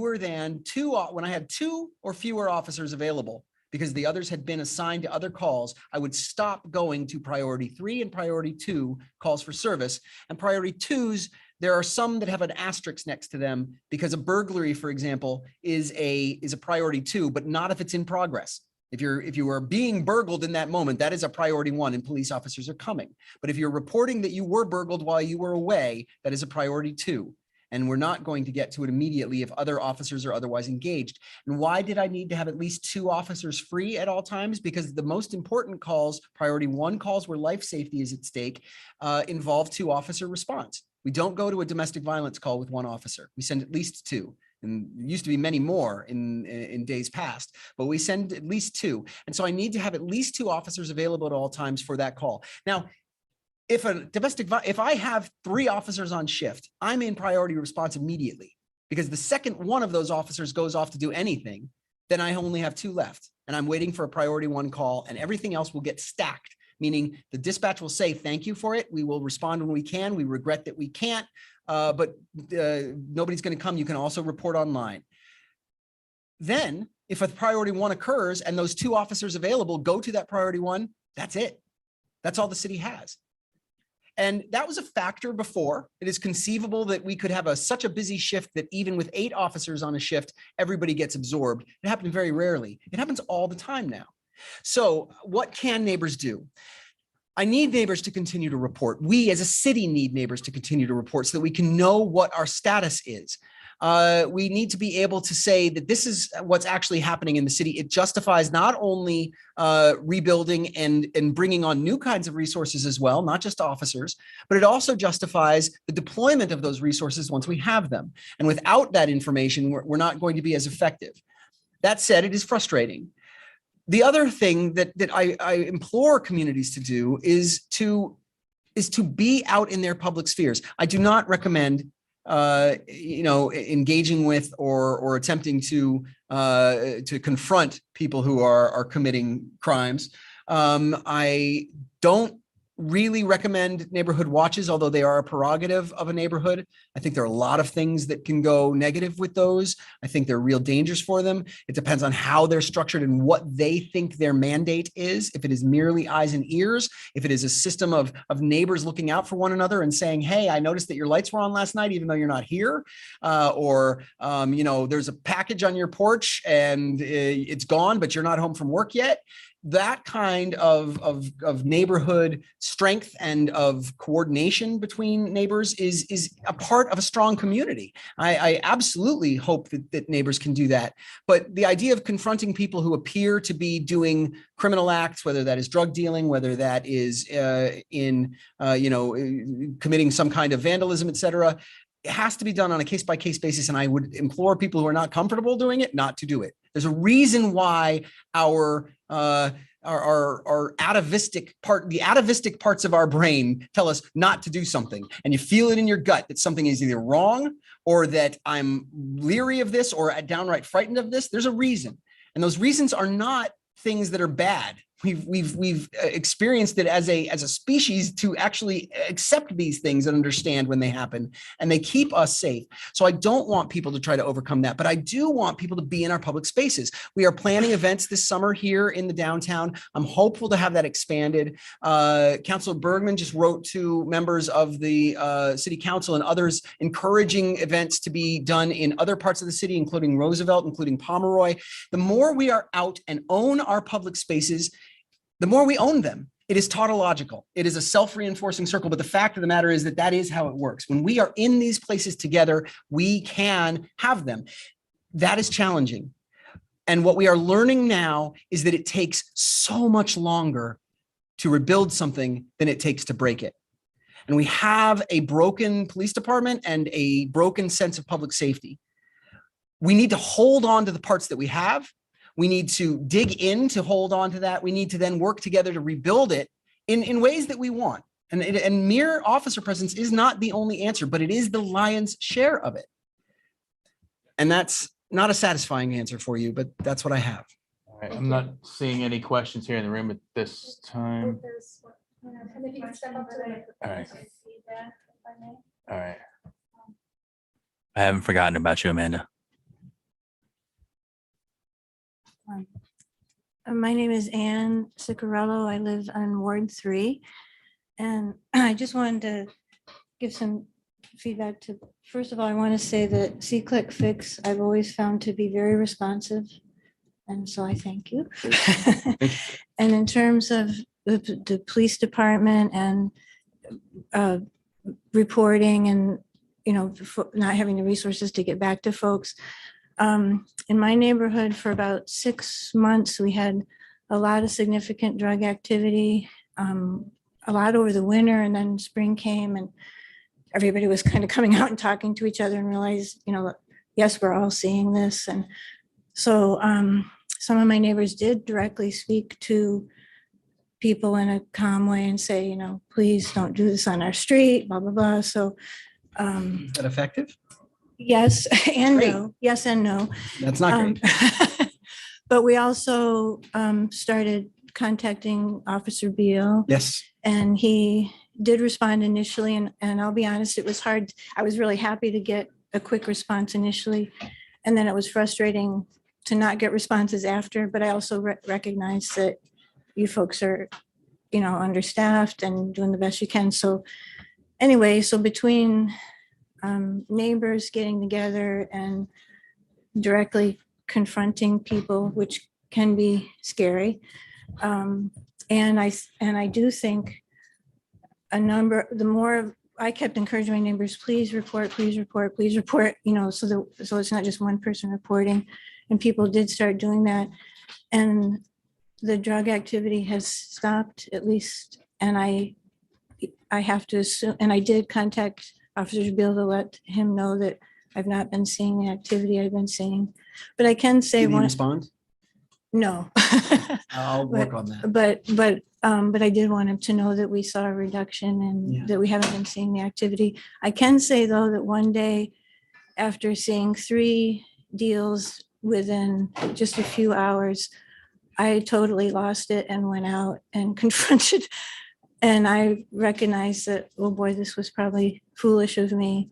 But unfortunately, the drug dealer just turned around and walked away. But so it is, so residents are in challenging situations. But I want to say that I do think, I recognize that the police department is understaffed and understressed. And I do think, even though it was behind the scenes and I wasn't made aware of it, I do think our reporting led to, and neighbors directly confronting led it may have moved somewhere else, but it's at least not happening in our neighborhood. I think that's possible. I'd have to know exactly the address and look to see whether there was a case or not there, but that is what Detective Beal does, Yeah. is he takes this in. He's one of our 2 narcotics officers. In the past, we've had teams of 3 to 4. And on top of that, we had a street crime team that dealt with open air narcotics transactions. But right now we have Officer Beal, Detective Beal, working on narcotics issues. That's what we have for the team essentially. So what I'm saying, I guess what I'm trying to give some positive, even though times are tough, I do think working together as neighbors and Yeah. with the police department, we can make a difference. I think there's a lesson in your story. So anyway, I wanted to share that. Thank you. Thank you. Thank you. All right, I think I'm going to break protocol and take Amanda's question because she's the only one online right now. So Amanda, you're up. Hi, can you hear me? We can hear you. Okay. So I want to say that I lived on Church Street from 2005 to 2020, like mid 2020. And so I know the situation has changed a little bit since then from talking to my friends and former neighbors. But I also want to agree with Anne, who just spoke, who said that the DPD is very responsive to see, click, fix, and that has always been my experience. And it seems to be a great way to communicate. So I want to say that the situation with police not following up was the case pre-2019, pre-pandemic also. Living on Church Street, there's a lot of, there would be late night fights, early morning violations and vandalism. And my neighbors and I would reach out to the police, and an officer would come and we would ask for follow-up. And we would usually never get any follow-up, like never, I don't think. And so we would put them on see, click, fix just because we wanted to share it with neighbors. But we would call the officer. We learned to ask for the officer's name and to ask for the business card.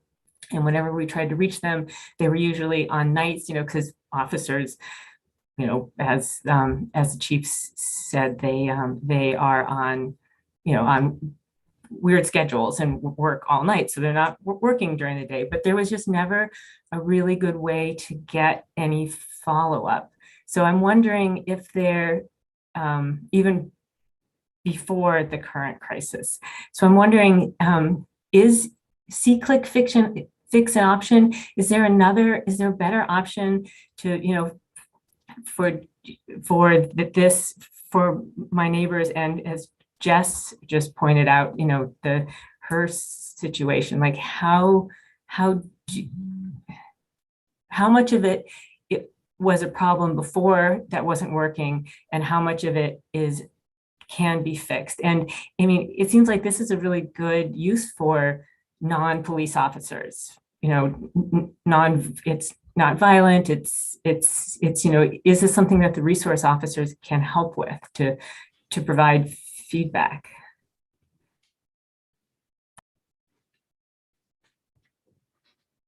Yes, I think, that's an interesting thought. They are currently more than busy with the various calls for service that they themselves receive, which include animal offenses, and they do assists for motorists and crash non-investigated and cruelty to animals and fireworks calls and found lost property calls, illegal dumping, intoxication, motor vehicle complaints, non-moving violation, noise complaints, ordinance violation, other, property damage calls, recovered property calls, subpoena services, and VIN verifications, as well as fingerprints and certain other kinds of things. So they're currently pretty engaged in those, as opposed to being able to do follow-up. We do, when we have victims of certain kinds of crimes, we have a victims advocate who does follow-up. CSLs will follow up on certain kinds of crimes that touch on their areas of expertise, including mental health, including substance use disorder, including houselessness. But for a call, and I'm envisioning do you mean a vandalism call or a call about a fight at night? There's not a lot of Both of those. There's not a lot of follow-up for that call. That is a matter of an officer arriving, taking that report, intervening if there's a fight going on, stopping it, recording the vandalism if it occurs, listing it so that back when we had a community affairs officer, we no longer do, but when we had a community affairs officer, that person ran, sort of administered the city's overall response to graffiti type vandalism. That included working with code, working with DPW.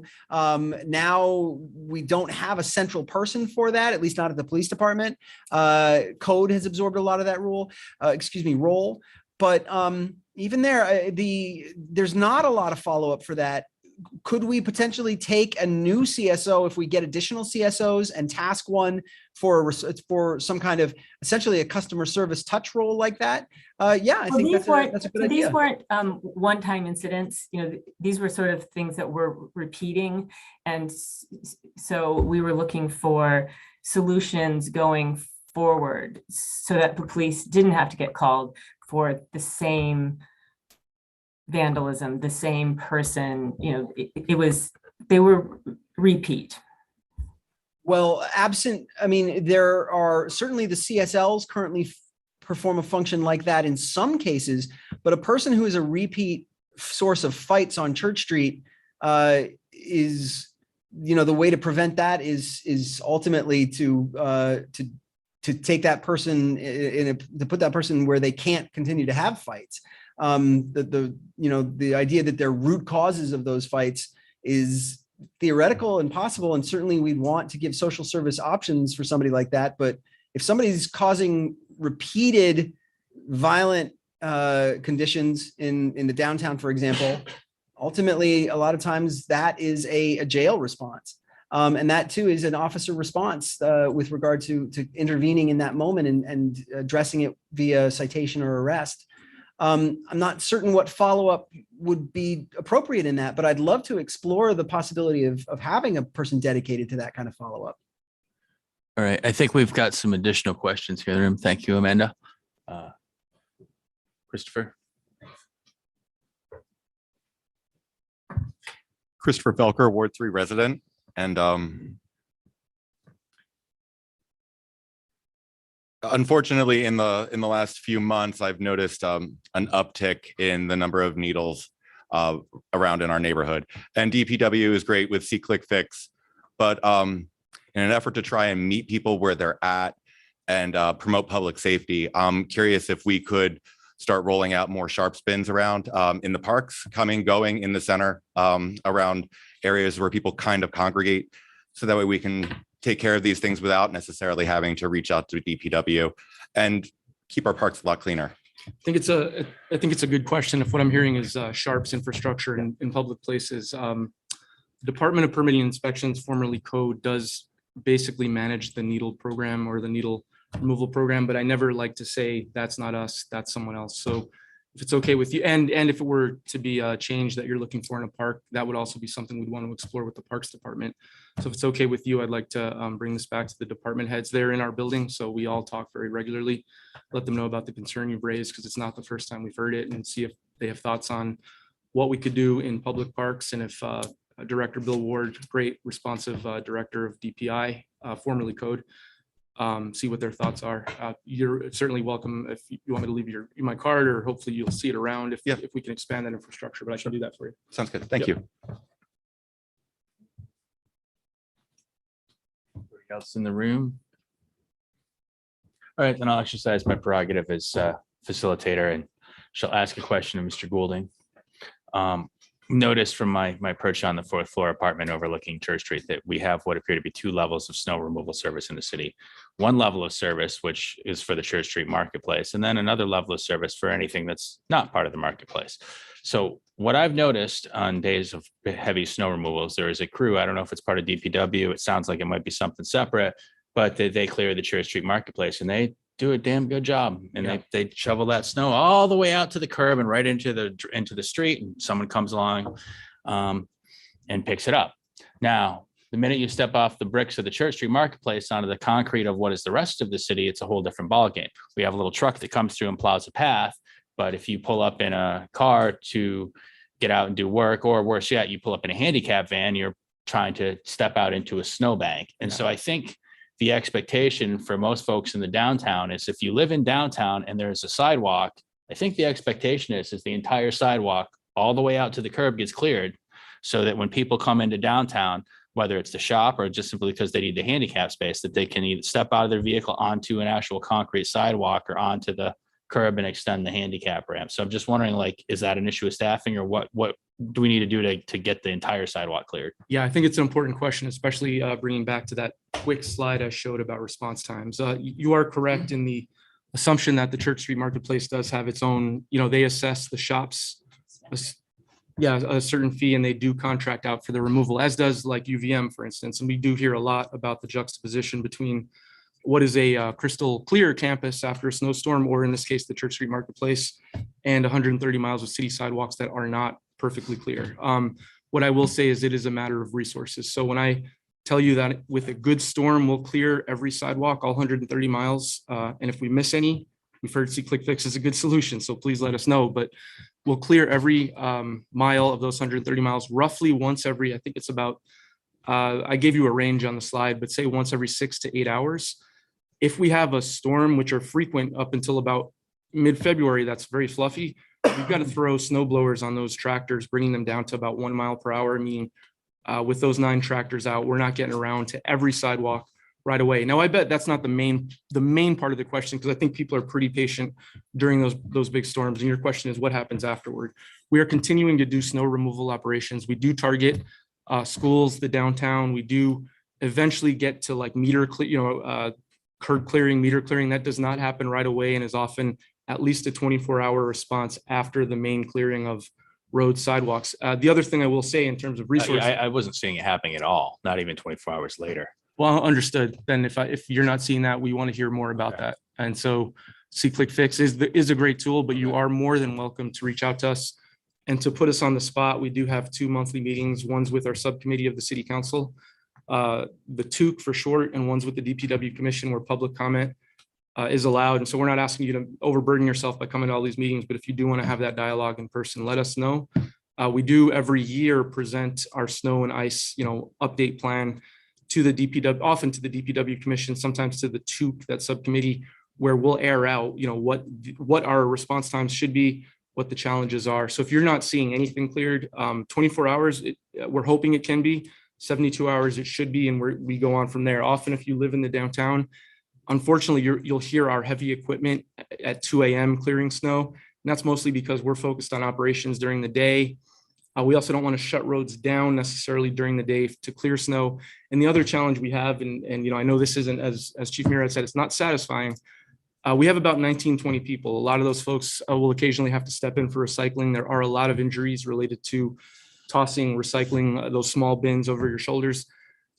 We got to get our folks sleeping too. And so that is another problem. It's not the long-term problem. It is that short-term problem where we have to get folks off shift and sleeping and making sure we respect them as workers and people and get that time they need. But if what you folks, if what you're seeing, Chris, and what other folks are seeing is a longer-term problem, like weeks later, we're not getting there, then that is something we need to talk more about. And so I would welcome those reports in real time, and certainly check the agendas we post on Front Porch Forum regularly when we'll be bringing that snow and ice control plan back to the Public Works Commission. So thanks for the feedback. Any more questions here, either in the room or online? Going once, going twice. All right, I think we're back on track with the agenda now. We will be moving into the reports from our elected officials, city council, school board representatives, and senators. I'd like to thank the Chief Murad and Rob from DPW for coming down. I appreciate that. Be in touch. Thank you.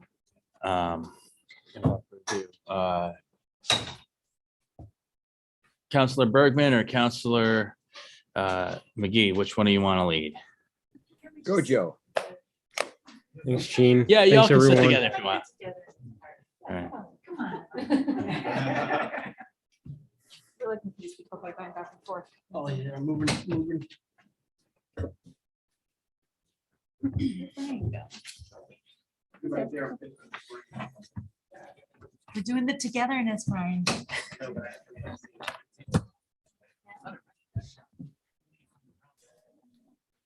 so Chris is stepping out for a moment, so I'm jumping in here. So we will start with city councilors and Great. then move on to state reps and then school commissioners. So go ahead, Joe. Fantastic. Thanks, Jess.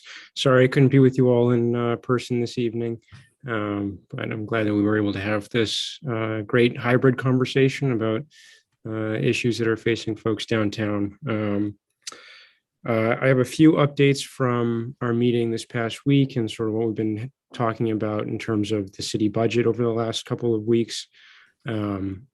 We were able to pass an ordinance implementing ranked choice voting in our city council elections after the legislature passed it and the governor let it become law without his signature. So that is an exciting update after voters overwhelmingly approved that or supported that on a ballot. So that's really exciting. In terms of the city budget and in line with the public safety conversation that we've been having this evening, I have been advocating for the department to use this very significant carry forward that they have from fiscal year 22 into fiscal year 23 to hire the maximum number of CSOs and CSLs that they've said that they can use. That was not something that was in the department's original budget presentation. They're currently staffed for 10 CSOs. They could go up to as many as 12 CSOs. And they're currently staffed at 3 CSLs and could go up to as many as 6. So I think that is a step that we can take to continue to make progress on police transformation and bolster so many of the response concerns that we have. Another issue that we face there is that the emergency dispatch staff in the police department, the citizen staff, has been seriously understaffed for a number of months. The city council recently passed hazard pay for those folks, and it's a tiered plan to get that department back up to full staffing to address some of these concerns as well. So I don't want to take up too much time here. I'll pass it on to Jean to cover any of the things that I missed, and I look forward to chatting with folks more in the future. Thank you, Joe. Thanks, Joe. Let me go sort of back to the budget, and it relates to the whole police issue. And you listened tonight. I listened tonight. I was at a community meeting earlier this week at Roosevelt Park. Joe was there, and have other contacts with folks like around Pomeroy Park. Drug activity is clearly on folks' minds. So I really appreciate what Chris Felker said about the sharps. But this is much more than a policing problem. It becomes manifested when it's right in front of us and the issues that happen right there.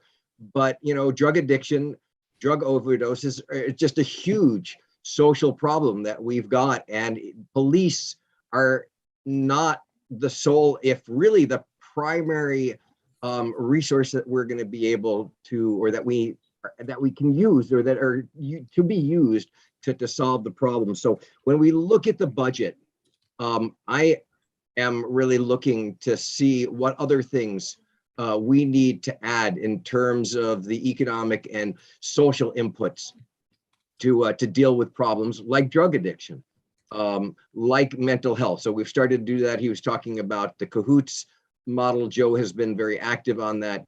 The drug issue, which in all the years that I've been around, has never felt like a satisfactory way that we've dealt with it. And I think the addiction problem is proof of that. So we're doing the budget now, and it's where all of the investments that the city makes around social programs come to play. And so I'm going to be looking for how that budget relates to public safety in this bigger way, because I support a much more much more presence by the department, and some of the supports that the chief is asking for, but it's necessary but insufficient. So I think that you'll be seeing that conversation at the city council. Another one that the NPA and Chris in particular has been really active on is redistricting. And the rubber is meeting the road right now, and at a critical juncture is the question of the relationship between the old North End and the new North End. And the way that the downtown fits and a downtown district fits in that is, you know, is part of the play. So downtown residents have been very active in the redistricting conversation, but we as a city need to come up with a basically a proposal that we can put before the voters. I think we've given ourselves a little bit more time, and we're looking at September. This is not an easy problem, but I totally appreciate the residents' opinions about the way that we sort of divide the city. And we're at a point where we're going to be having to make some tough choices. I personally fear that it's going to be very hard to have a satisfactory solution for everybody, but you know, this is part of what people have to be looking at. So I ask you all to look at the maps that have been developed and try to provide us with some guidance in terms of, in particular, this relationship between the old North End, the new North End, and the downtown, sort of as it relates to going up the hill and into the King Street, Maple Street area. It's a tough issue, but you know, we've got to come up with something to put before the voters, and we will. And the last thing to just mention is that we will be voting on a short-term rental ordinance on the 20th. And I know for me, the relationship between short-term rentals and the housing crisis is critically important. I'm looking for something that is workable, that will not worsen the housing crisis. And I think the current situation is not tenable. And so we've got to balance that with whether we can get something that the mayor will sign and not veto, or whether you can get 8 votes for. So it's still a tricky interplay. And I always welcome folks' opinions about that. For me, the housing crisis is absolutely a critical problem to solve. I know that we are losing lots of people who are active in public affairs, including the administration of elections, because they can't afford to live in the city anymore, and that is a real tragedy. So I think that is my report.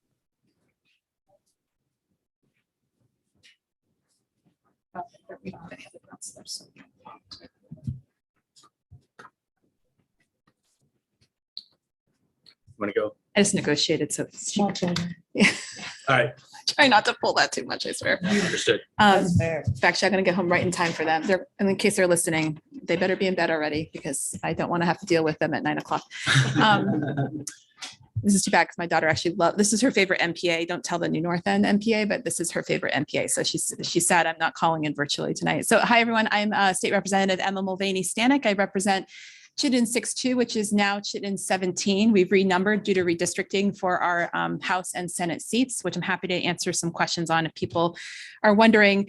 The Chittenden 17 district, it really hasn't changed that much. So if you're in my district, you essentially have the same lines minus a little change in the zigzag from North Champlain, and now it just runs straight up Park Street. And then we included on the north end of the district, the Ethan Allen Park or Ethan Allen Shopping Plaza, which has some housing on the northern portion of it. So that's essentially the only change in this particular district. I thought I would just provide a couple updates just from the legislature, even though the session ended at almost about 3 to 4 weeks ago. I am happy to report that 4 out of the 5 city charters did pass finally and got signed by the governor. 1 did not. Of course, as folks have probably been following along, just cause eviction was vetoed. And unfortunately, we're one vote short of overriding that veto. So we were very close. It takes 100 votes, and we worked hard as a Burlington delegation to make that happen, and it did not. So we're hoping to bring that back up next session. But the other 4, I think Joe alluded to one, ranked choice voting passed and was signed. The airport commission reconfiguration was signed last session, and then thermal heat and the outdated sexist language in our charter around sex workers was also signed just this week by the governor. So we are done. And city councilors, let us know if you have more charters to come, because there's a lot of work to steward through the State House. I wanted to speak largely tonight, and I'm happy to answer questions on other bills because a lot of things have been getting signed by the governor or not in these last couple of weeks. But S11 is a massive workforce and economic development bill, which included probably 40 or so different policy points. It was one of the largest bills that we worked on this session, and it went through my committee, the House Commerce and Economic Development Committee. And I thought I'd highlight a few things that were worker centric because it might benefit some folks in our neighborhood. And number 1, we established starting July 1st, a new COVID relief worker grant program for employers. It's voluntary, but basically the feds had a program earlier in the pandemic that said if the employee ran out of sick leave or didn't have sick leave or any leave they could use paid, and they got COVID or had to support someone who had COVID or childcare closed down because of COVID, that the federal program allowed employers to receive money to then pay these employees while they were out.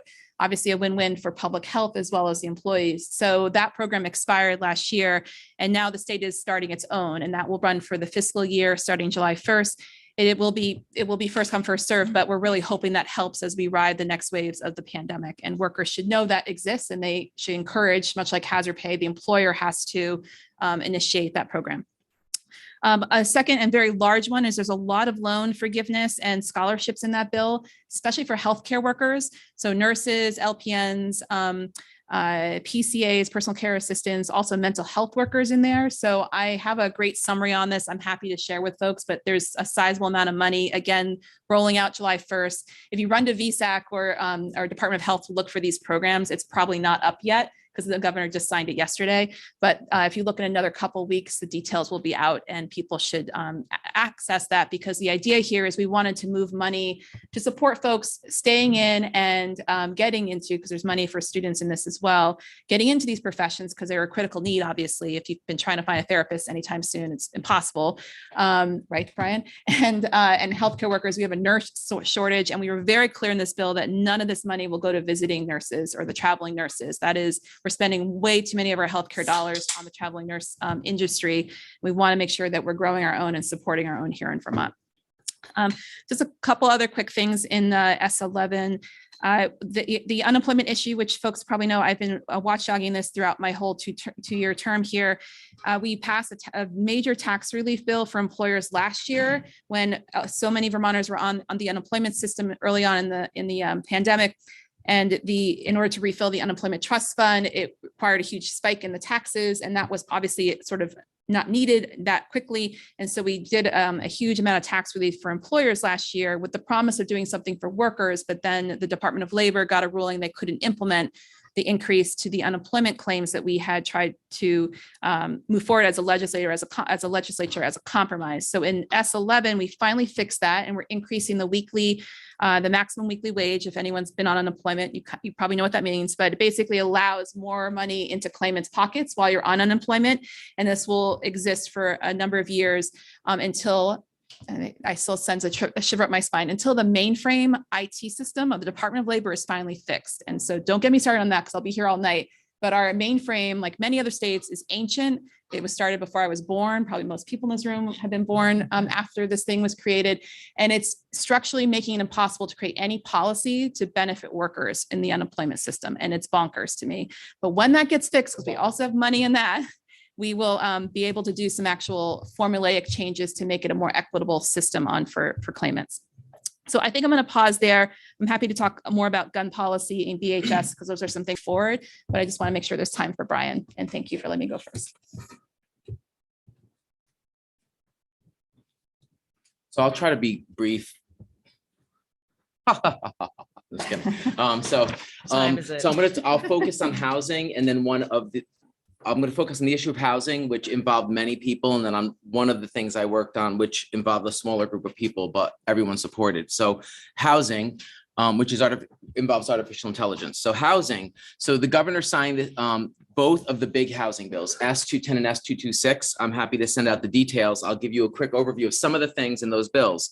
They include subsidies for people to create accessible dwelling units, changes to policy around safety for housing. And then there was actually a lot in them, so I'm not going to read you everything, but some examples of some of the policy changes and investments the state is making to try to increase access to safe and affordable housing for people that is both private and publicly owned, would be down payment assistance for first generation, first time home buyers. That's a grant that they could use. There's money put aside for an experimental program by the Vermont Housing Finance Authority to do that. There's money for capital grants, home repair grants, and foundation grants for manufactured home relocation incentive program. So this is for mobile home parks. There's a piece of this bill that does tax credits, expands existing tax credit program in town and village centers. In fact, there's a wide range of policy changes to make development easier in town and village centers when it meets certain smart growth criteria, and we can get in, that's a whole discussion. So in summary, because there's so much more, there's two pieces of these housing. Oh, wait, this one is important, I have to say. The missing middle income home ownership development program. So this is money that would subsidize construction so that developers could still make the same amount they would make, but charge first middle and low income home buyers less by that amount. So that subsidy could be the thing that makes a difference between a family getting a home or not. So there's many incentives to increase home ownership for people who traditionally haven't had a chance. And there's two parts of S226 that I worked on. One is this experimental pilot project to build a neighborhood of the future somewhere in Vermont that would look at new combinations of mixed use and like sort of designing the neighborhood to be accessible to everyone. And there's a lot of detail in that idea, but it's a pilot project. And my hope is that we can try this out while we look at other places around the state where we want to do this kind of development. And then we learn from that pilot, and then we do it everywhere. And then we learn from that, and then we do it everywhere. And each time we push further and further to change how we view affordability, because that's really one of the things that changed, like percentage of units. And then another piece of that bill that was a big piece that I contributed to, and then I think I'll just stop there, is there, you may have heard about H273. It was the BIPOC-led Land Access and Opportunity Act. And so there was a lot of interest over the last 2 years in this bill, but it didn't make the crossover deadline. But we worked with House leadership and with the governor's people, and we were able to negotiate an amendment to S226 that created a land access and opportunity board in the spirit of that bill. And what we didn't do is give them their own fund to manage. Instead, we expanded their power. So now every piece of the housing continuum is going to be consulting with them to learn more about how to increase access around racial and social equity. So that's all these players in the housing system, and they're going to have a say over the spending of a wider range of money, even though they don't make the exact decision. They're going to be able to weigh in on it. And then they're also going to look at other pathways moving forward for them to actually give out money. So there's so much more I could talk about, but like, I feel like I said enough about housing that I'll stop there. Thank you. And there's way more that we didn't even talk about in those bills because there's just so much, so. My turn? Or are they going to take, okay, bye. It's good to see you. I have to go back to work too, but I'll stay a minute. There's no questions for state. Okay, thank you. Thank you. Okay, I'm Jeannie Waltz. I am serving on the school board representing the Central District of the Old North End. And we had a meeting last Tuesday, and it's very possible that you read the news or you watched the news or however you got the news. We are, as in the school board and the district, are in the middle of making a decision about moving forward with the design that may or may not include parts of the tech center relocating to the airport. So that's, I'm front loading like, opposite punchline thing. So we know that there, of what is planned thus far, cost estimates, there's roughly about anywhere from a 15 to 35 $1 million, I was about to say thousand, that would be wrong, $1 million deficit or gap, right? Gap. And of course, it is good practice to ask for a bond for as much as possible as a safety, regardless of what you're going to fundraise for, what you're going to be sourcing in the many facets, Fed grants, different resources that are out there. There's a gamut. We are exploring them all. That's part of probably what Emma would have talked about, future legislation about PCB remediation and how, I know that our friends in the House and the Senate have lobbied hard for school, or what do they call it? School something construction? Emergency construction? I don't know. I'd have to look for the exact term. Yeah, I don't know the exact term. I'll look while you But it's- talk. Okay, sounds great. But essentially it's like, oh, you're not allowed to use your school building. It's not like a hurricane hit it and FEMA's gonna show up. It's not like it flooded and the insurance is gonna cover it. You're in this emergency situation and there's nothing. So yeah, unfortunately, there is no fund. There is no safety net for the situation that we're in. And yeah, I just want to reiterate, this really is serious, guys. The kids are at Macy's and I don't feel good about it. Well, all right. I don't want to get emotional. It's also graduation weekend. So we've gone through a lot of these rites of passages. So I'm feeling very sensitive about students in our, I'm always sensitive about students. Who's kidding? Yeah, it is not a good situation. We know it's going to last for another couple of years. And that's if things are going well, right? And it's very unfortunate that our city has to make this tough decision about the bond. But I want to say this $150 million number, there's just talk about how I don't want to further any kind of narrative that might be incorrect. It's not set in stone. The city and the district are working together, coming up with a bond ask. The final language has to happen in August for it to be ready for the ballots because they're being mailed out.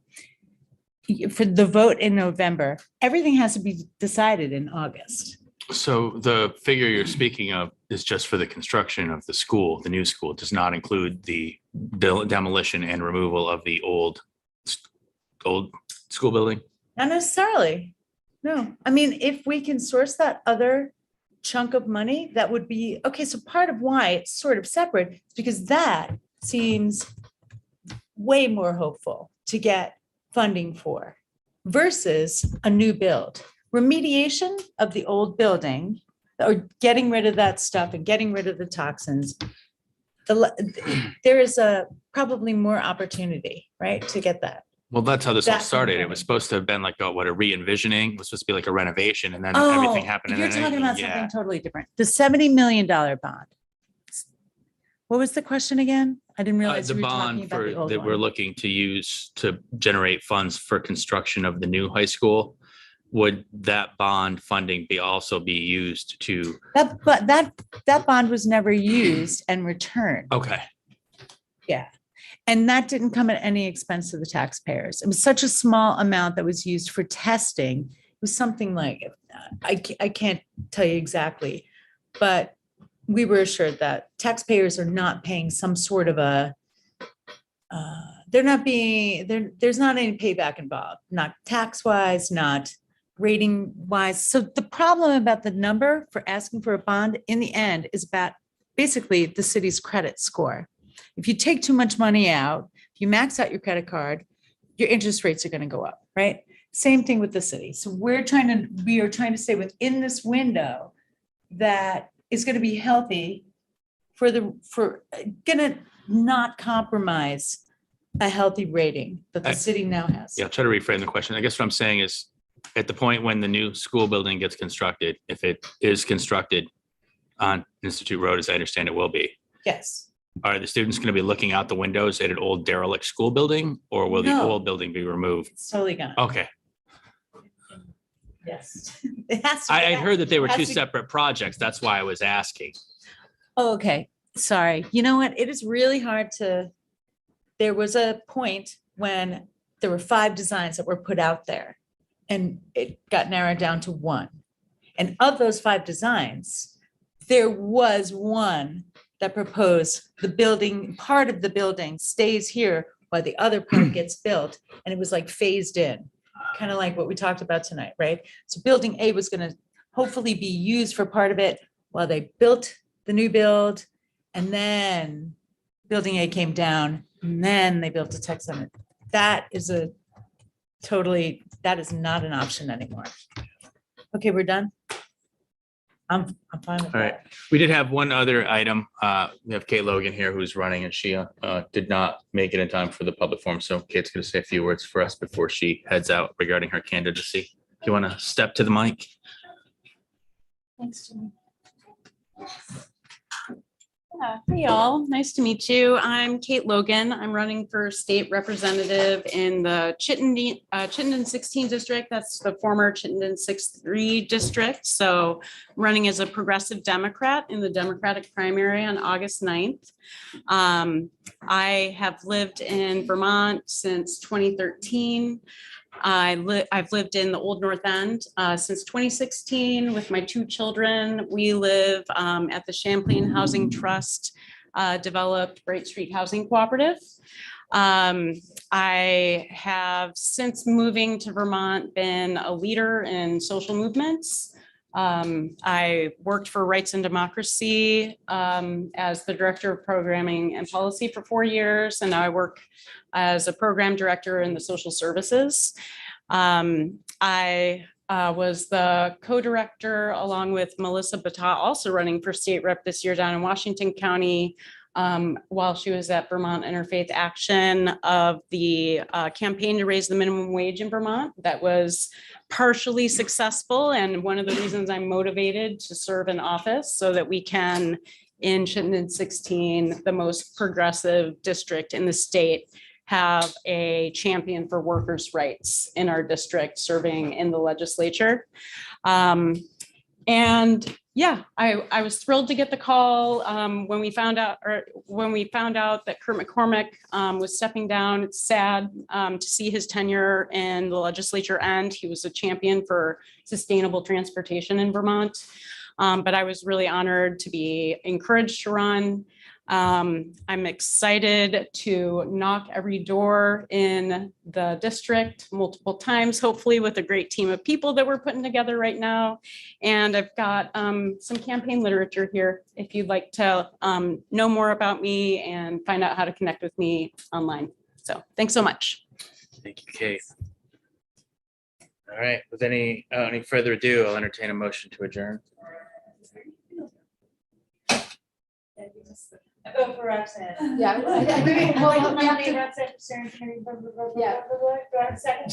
Second. Second. All in favor from Ward 3 residents, all in favor? Aye. Aye. Roxanne, you're in. Thank you. And you can adjourn and then we have a door prize. All right, I guess, how does that work with the Zoom people? They have to show up, right? They don't get it. Sorry, if you're on Zoom, you're not eligible for the Czar prize. Sorry. Move to adjourn. Thank you everyone for coming tonight and participating. And we will catch you again next month in July, and hopefully we'll have a more formal candidate forum at that time. Thank you. Thanks, everyone. 2, 4,